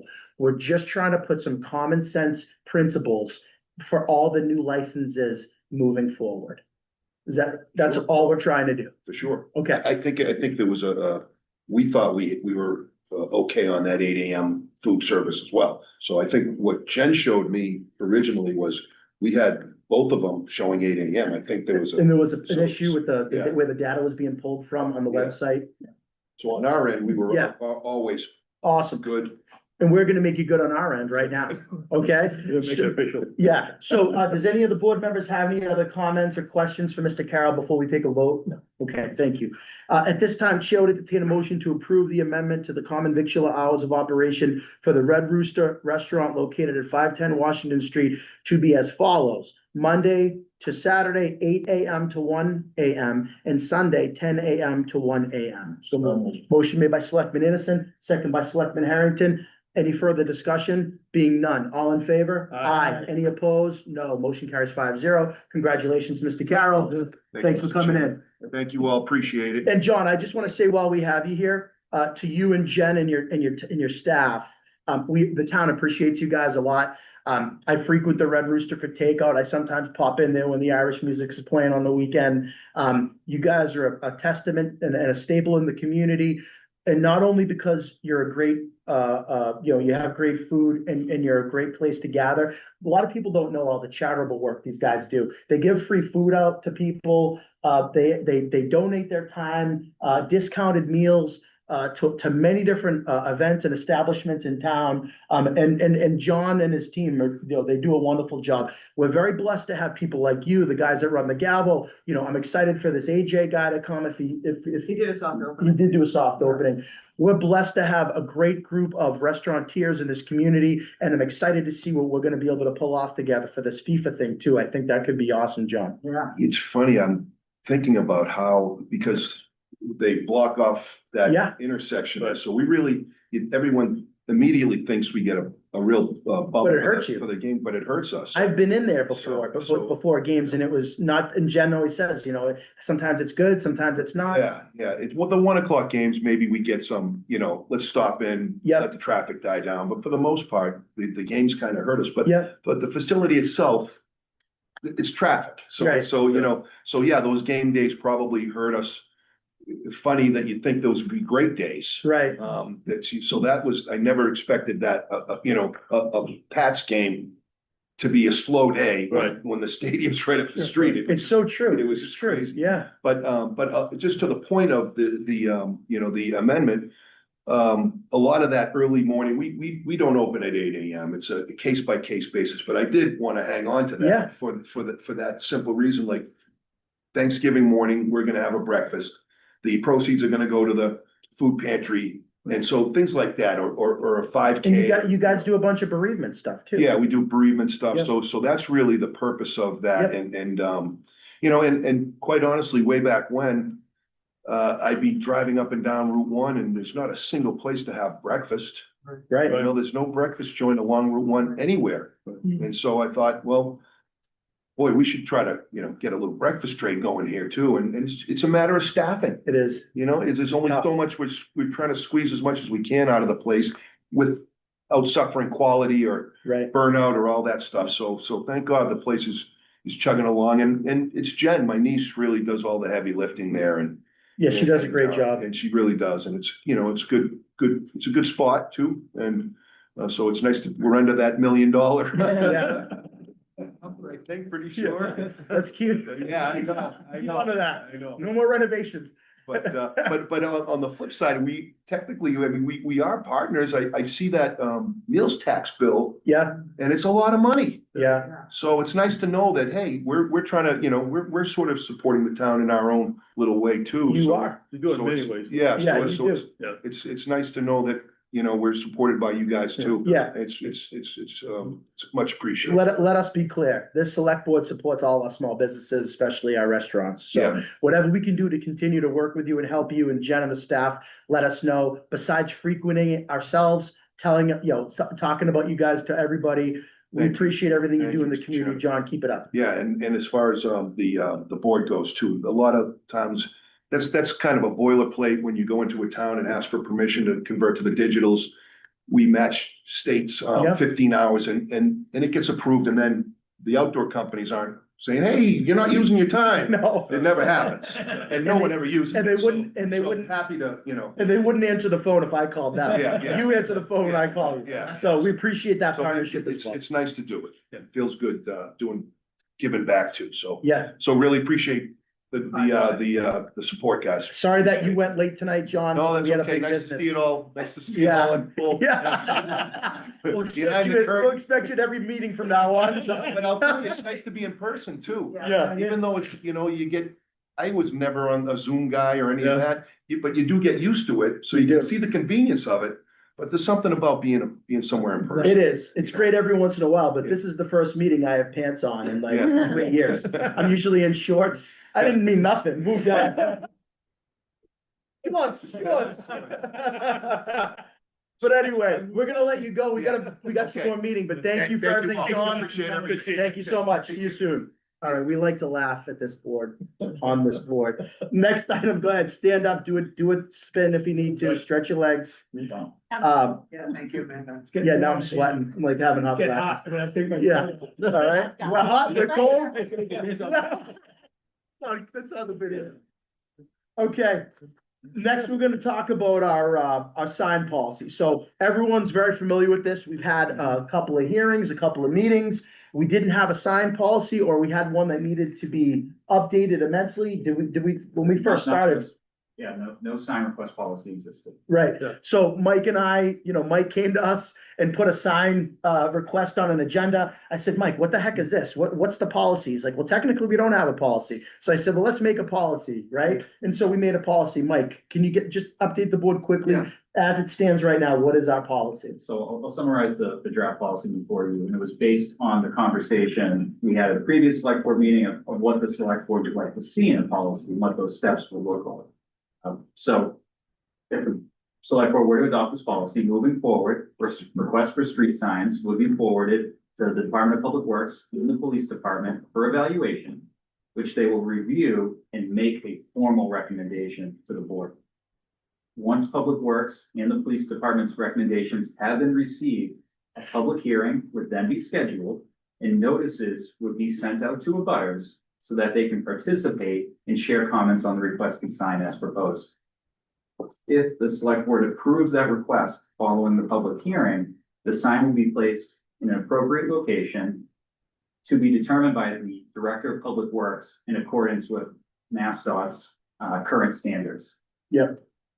Great, Anyone have any additional comments, questions, concerns? I think it's great. Ran through my head is, can we use that to remove signs? Like, So if somebody came for a request to remove a sign, Yeah. I think you could use a similar process. Yeah, of In asking- reverse? Yeah, asking for an evaluation, a recommendation. Right. and well, then- I'm just saying, Yeah. it could go both ways. It I could. think it makes sense. Any other questions or comments?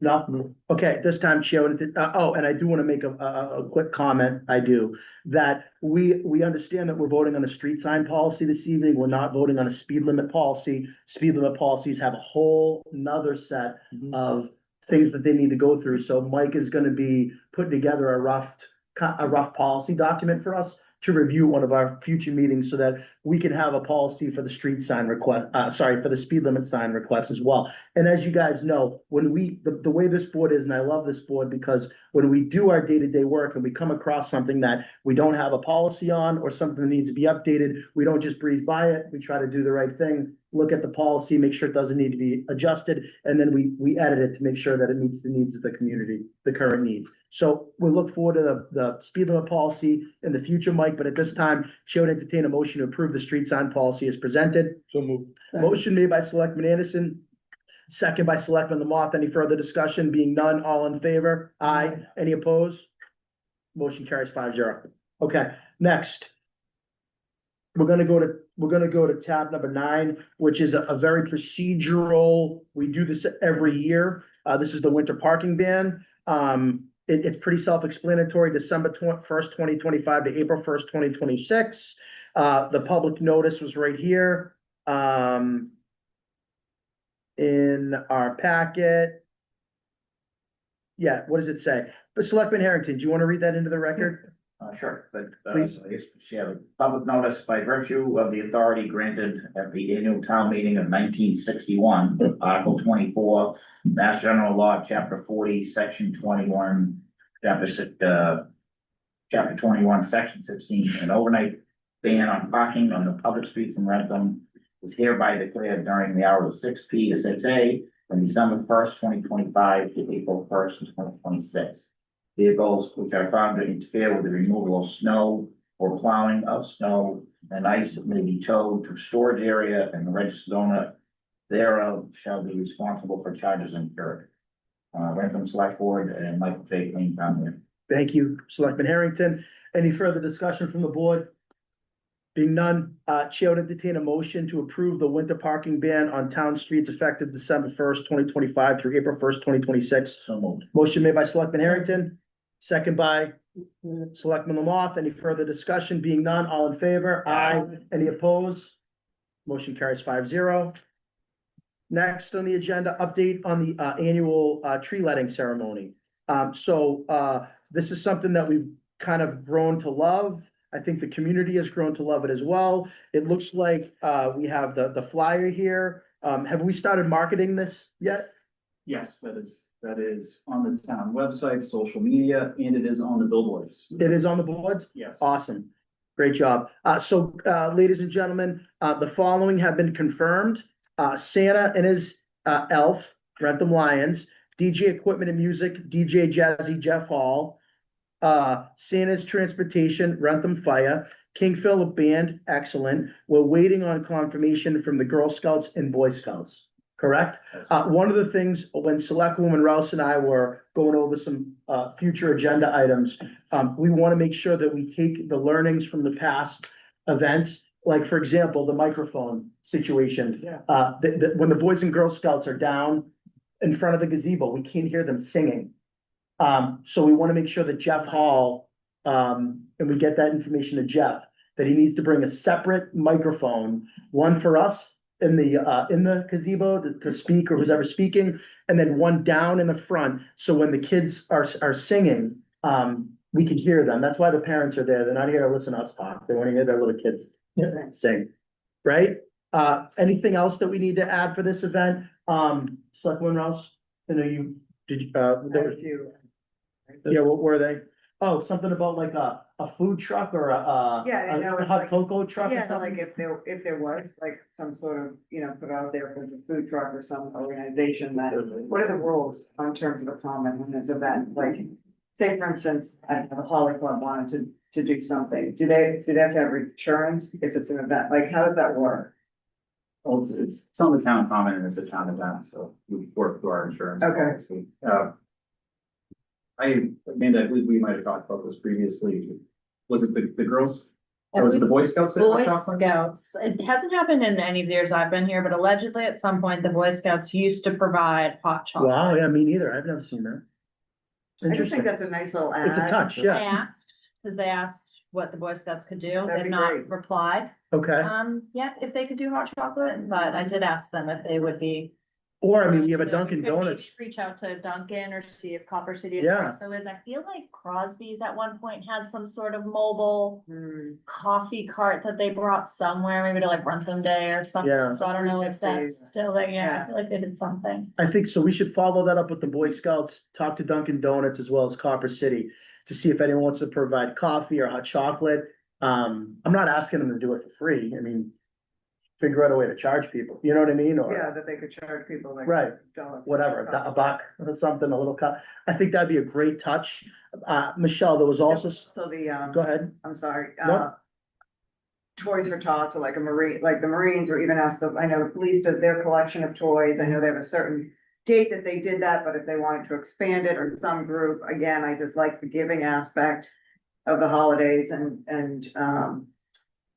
wherever we can include that in these festivities. So that was another idea. And do we have an elementary school choir? That was another Yeah, that was- question. Or is it just the Boys and Girls Scouts? Or sorry, the have Girl the Scouts? Elementary school ever sang? Do we know? I know they do it, They've done. Yeah, Veterans someday. Day. Veterans Day. Yeah, Okay, that's what they've done. I know. sorry, they've sorry, done Memorial something Day. someday, Memorial Day. but I don't think they've ever done anything for this. And we don't Like wanna make Boy it too Scout, long. Yeah, Or we the don't- Girl Scouts sing too, so I don't know how Right. much singing. Yeah. And then the KP band says a lot of. Yeah, music. so that might. Let's be make good. sure that the Girl Scouts will come though, because Yeah, they're they a haven't maybe. responded yet. They're a maybe. We definitely, we need someone to sing for sure. So if the Girl Scouts, yeah, not me. If the Girl Scouts can't come and sing, maybe we could ask the school choir. And I want to get Dr. Cameron to make it a priority for his to push it with his, you know, they do the backpack notices.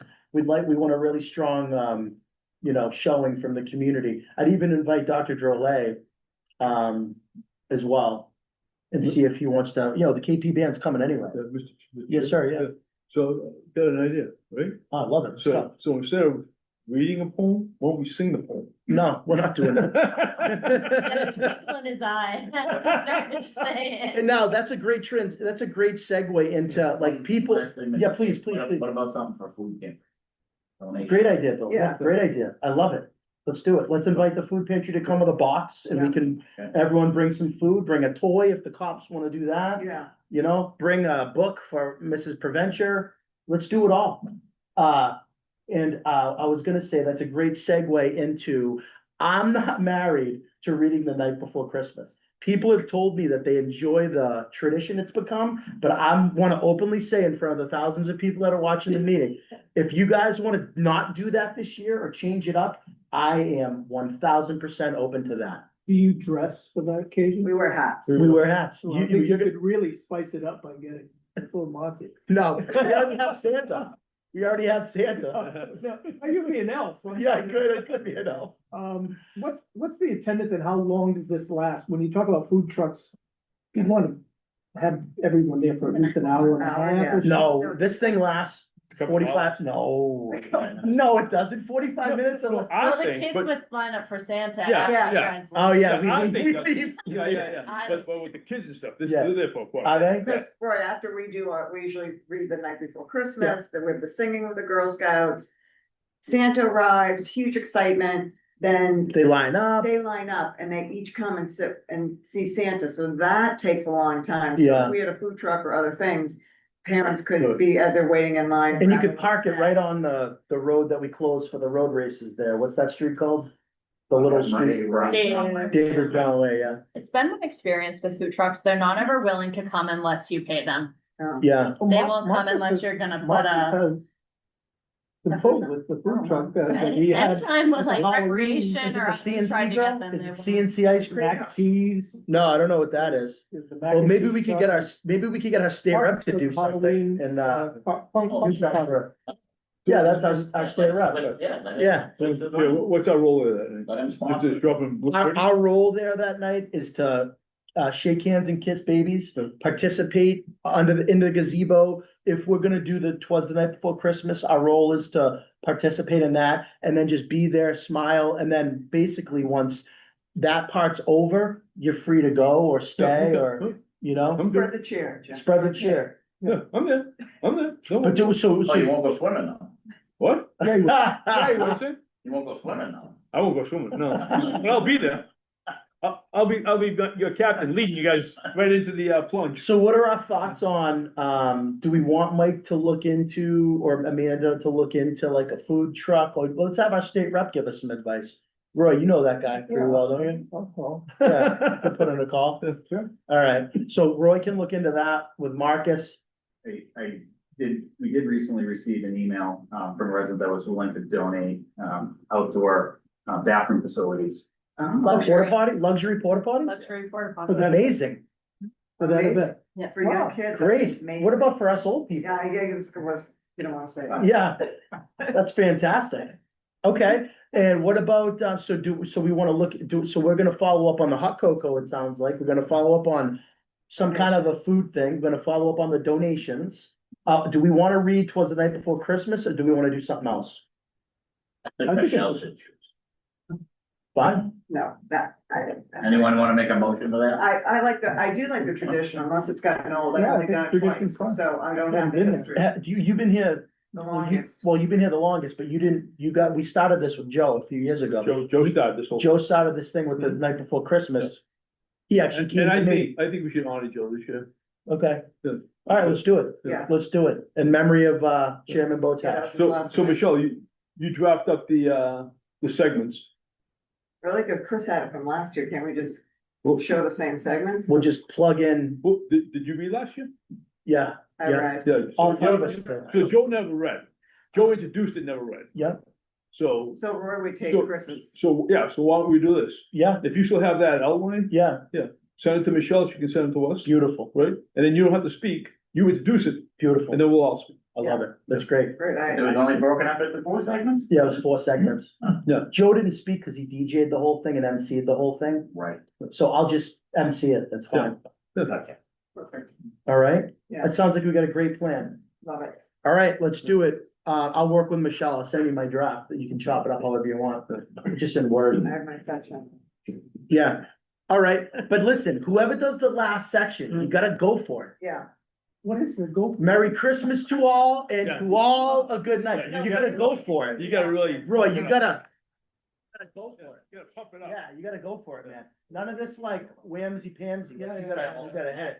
I think you should maybe bring all of us in if we do that last. Yeah, why don't we all do it together? We could do it together. That's a great The idea. last segment or the last? That's the last sentence. Yeah, yeah, Yeah. Yeah. Merry Christmas to all and to all a good night. great, love it. All right, let's do it. Yeah, love- Okay, there's no vote needed on that. No.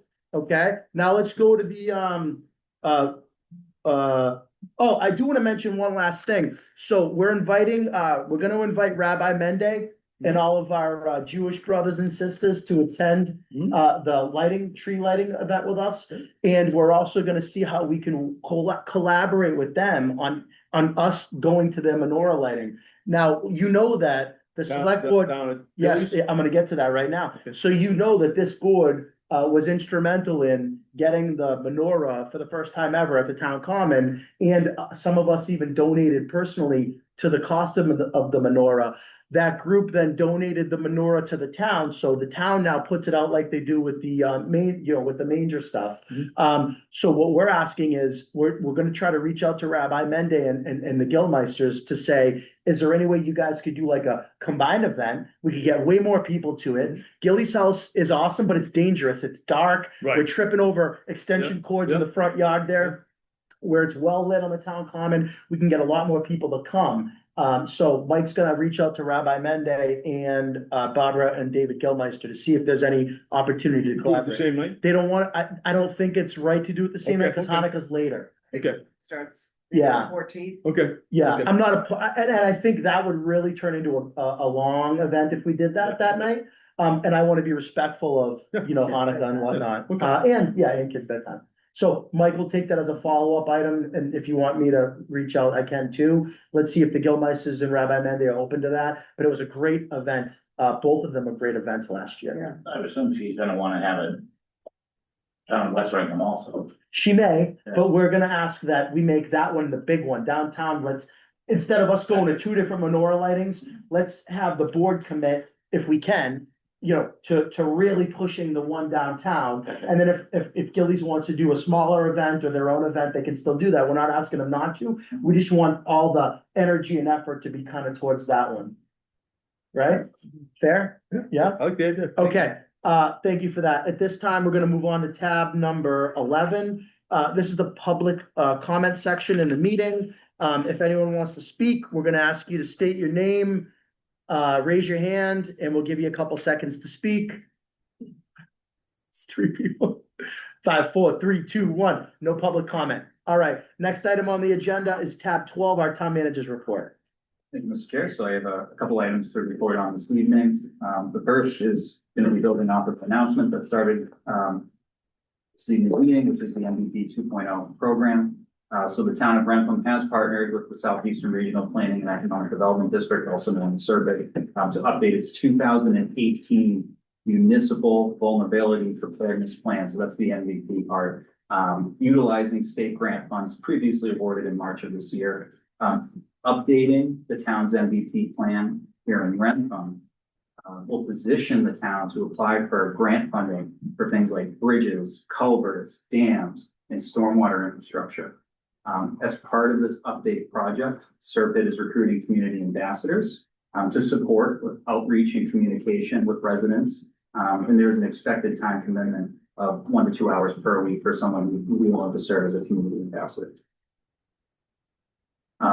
Going forward with my updates, another item touched upon was the World Cup. So with the World Cup fast approaching, I plan on forming a Wrentham working group to guide local planning for the event. This group will focus evaluating both economic opportunities and public safety impacts that a large scale event of this magnitude will have on the community. It will also provide recommendations to help guide local decision-making and the coordination with neighboring communities affected by the games to promote more of a cohesive regional approach moving forward.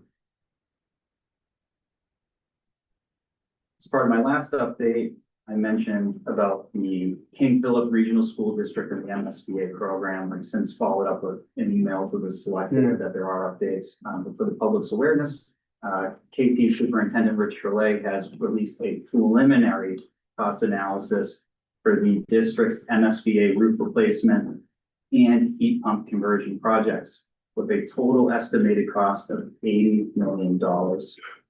With an anticipated MSBA reimbursement rate of approximately 50%, the 3 member towns would share $40 million in costs. Wrentham's portion would be estimated at $16 million. Concerns have been raised about pursuing these projects while also seeking funding for a new Roderick Elementary School. The heat pump conversion in particular makes up roughly $60 million of the $80 million total. It is not yet committed to the heat pump portion of the project. From further discussions with the school committee and the MSBA are continued to be expected. Superintendent Trelay has communicated to me that he plans to provide an update next month on the district's next steps moving forward. Just something for the board to consider. I know it's not on the formal agenda item. $60 million for heat pump conversion. We can build a DPW for $5 million, including renovating the old DPW, parking, drainage. It's ridiculous. It's a lot of money. In my humble opinion. So I'd really like to dive into those numbers and see. When's the timing of that again? I'm sorry. So they'd be going to look at funding for a schematic design phase. So you may remember when we first went down our own MSBA path, the town appropriated 1.1 million at a town meeting back in 2023. They would be looking at a similar pathway. So they'd be looking for schematic design money. So not obviously looking for $80 million. If they were to break up the projects in two, so you have the roof being one and the heat pump conversion being the other. The roof, they can actually cover within their excess and deficiency funds, which is their free cash. They can cover the cost of those designs for the roof.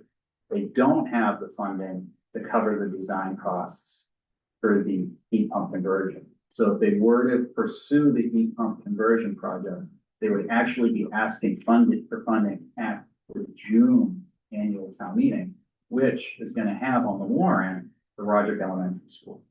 Okay. And that's only a piece of this 5-year plan. Right. That we haven't seen yet. Right. The heat pumps are really not that efficient in this part of the country. Right, and I brought that up when they did their presentation, and they said that they understand that, but it's not efficient for like maybe January, February, just 2 months. And they're gonna keep the oil system so that can kick in during, but it gives them the option of having air conditioning during the other months. I mean, yeah.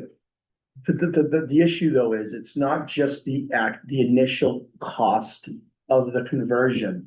Your electric bill is gonna skyrocket with these heat pumps. They suck a lot. I don't care what anyone says. Whenever they say they don't, I have mini splits in my house, in my sunrooms to supplement, and they use a ton of energy. They're not cheap to operate. So you have to look at the operational costs versus the one-time capital expenditure. And I think it's problematic. So I'm gonna want to see a lot more detail on this.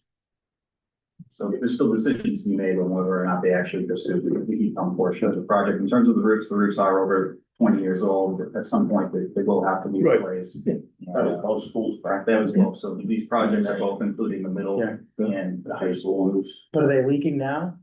Portion. He said a portion was leaking? They did some. They did. Oh, they did some repairs. That's what he said. He did some repairs. They're seeing some moisture. Yep, I get it. I mean, roofs, if it's leaking, you gotta repair it. So- Okay, If I can. please, yeah, through you. please. Mike, have you reached out to like Norfolk and Plainville? I mean, what's their thoughts on that? I can tell you what Plainville's thoughts are. So those are Plainville's also, I don't want to necessarily speak for Plainville, but I can communicate their financial picture. Yeah, Just from, it's bleak. yeah. Yeah. Well, they also are pursuing roofs for their local elementary Right. school. Yeah. So, I mean, in terms of the timing. The timing's horrible. And they still haven't quite figured out how they're gonna fund Tri-County. In Norfolk, they're just gonna go along with it. Yeah, Norfolk, yeah, unfortunately, Norfolk doesn't have well, they have an interim town administrator right now, but there's a little bit of a leadership there. Right. So obviously, Mike, being a finance guy, we're gonna expect you to push back hard on those numbers, the timing. You know, he's really gonna have to come in and, you know, answer some questions to the board, some tough questions about absolute necessities versus wants versus needs versus things of that nature. All right? So I anticipate this to be a continued conversation with updates to see eventually which direction they end up going in, but with that being said, there is concerns financially if they were to proceed with that heat pump conversion. Yeah. Okay, All right, Mr. Chair. hold on a sec. I don't know if Mike's done yet. I'd like to end on a high note. Yes. Yeah. So, several members of the select board were able to join us for our employee recognition event. So Wrentham held its inaugural employee recognition breakfast on Thursday, November 13th, celebrating employees for their years of dedicated service to the town, including 9 individuals with 30 or more years of service to the town of Yeah. Wrentham. The event was very well received by staff, and I would say it is poised to become an annual tradition. And I'd like to say, I happened to stop by the event. Mike did a great job. Had some great words for the staff. I was able to address the staff on the board, from the board's behalf. And just, you know, let them know how supportive the board is. And we appreciate the longevity. We appreciate, you know, we constantly are doing everything we can to make sure our employees have the right tools to be successful. You know, and Mike did a great job. So. Mr. Chairman, I want to concur with your comments that it was phenomenal in the camaraderie that was expressed there. Yeah. Great. Absolutely the right thing to do. I also made a recommendation that we should, after we have our strategic planning session completed, that we do something similar for all these council members that we have that are volunteering in time and give them some recognition as well as some updates on what our strategic plan is. I think that would add some camaraderie and maybe even juice them up to do more within their own committees. Sure. You mean like the appointed boards and commissions that we have? Absolutely. Yeah. All right, we could talk about that. Yeah. Do a Great. luncheon. Whatever. Do something. Yeah. Food. Anything else, Mike? That was my report. Excellent. Selectmen. Mr. Chairman. Yes, Before we end this, yes. first of all, I want to say I'm looking forward to seeing everybody on Saturday morning. Dress warm, dress warm, dress warm. Yeah. Those of you that need water wings to get in that thing, make sure you bring them. It's gonna be a good event. It's good for a good cause. And, I'm excited to see everybody. Are we like climbing up a ladder and then doing The it? stairs, There's- climbing upstairs and then climbing down. It's a portable, it's like a giant portable tub. Yeah, I just like a visual person. One person at a time. I think so. What's that? And how deep is it? Chlorinated or is it just? No, I'm gonna pee in it. Yeah, I don't know how That's what deep I'm it is. concerned about. Anyways, motion to adjourn. Second, All in favor? hold on. Motion made by Selectman Anderson, second by Selectman Gallo. Any further discussion? All in favor? Aye.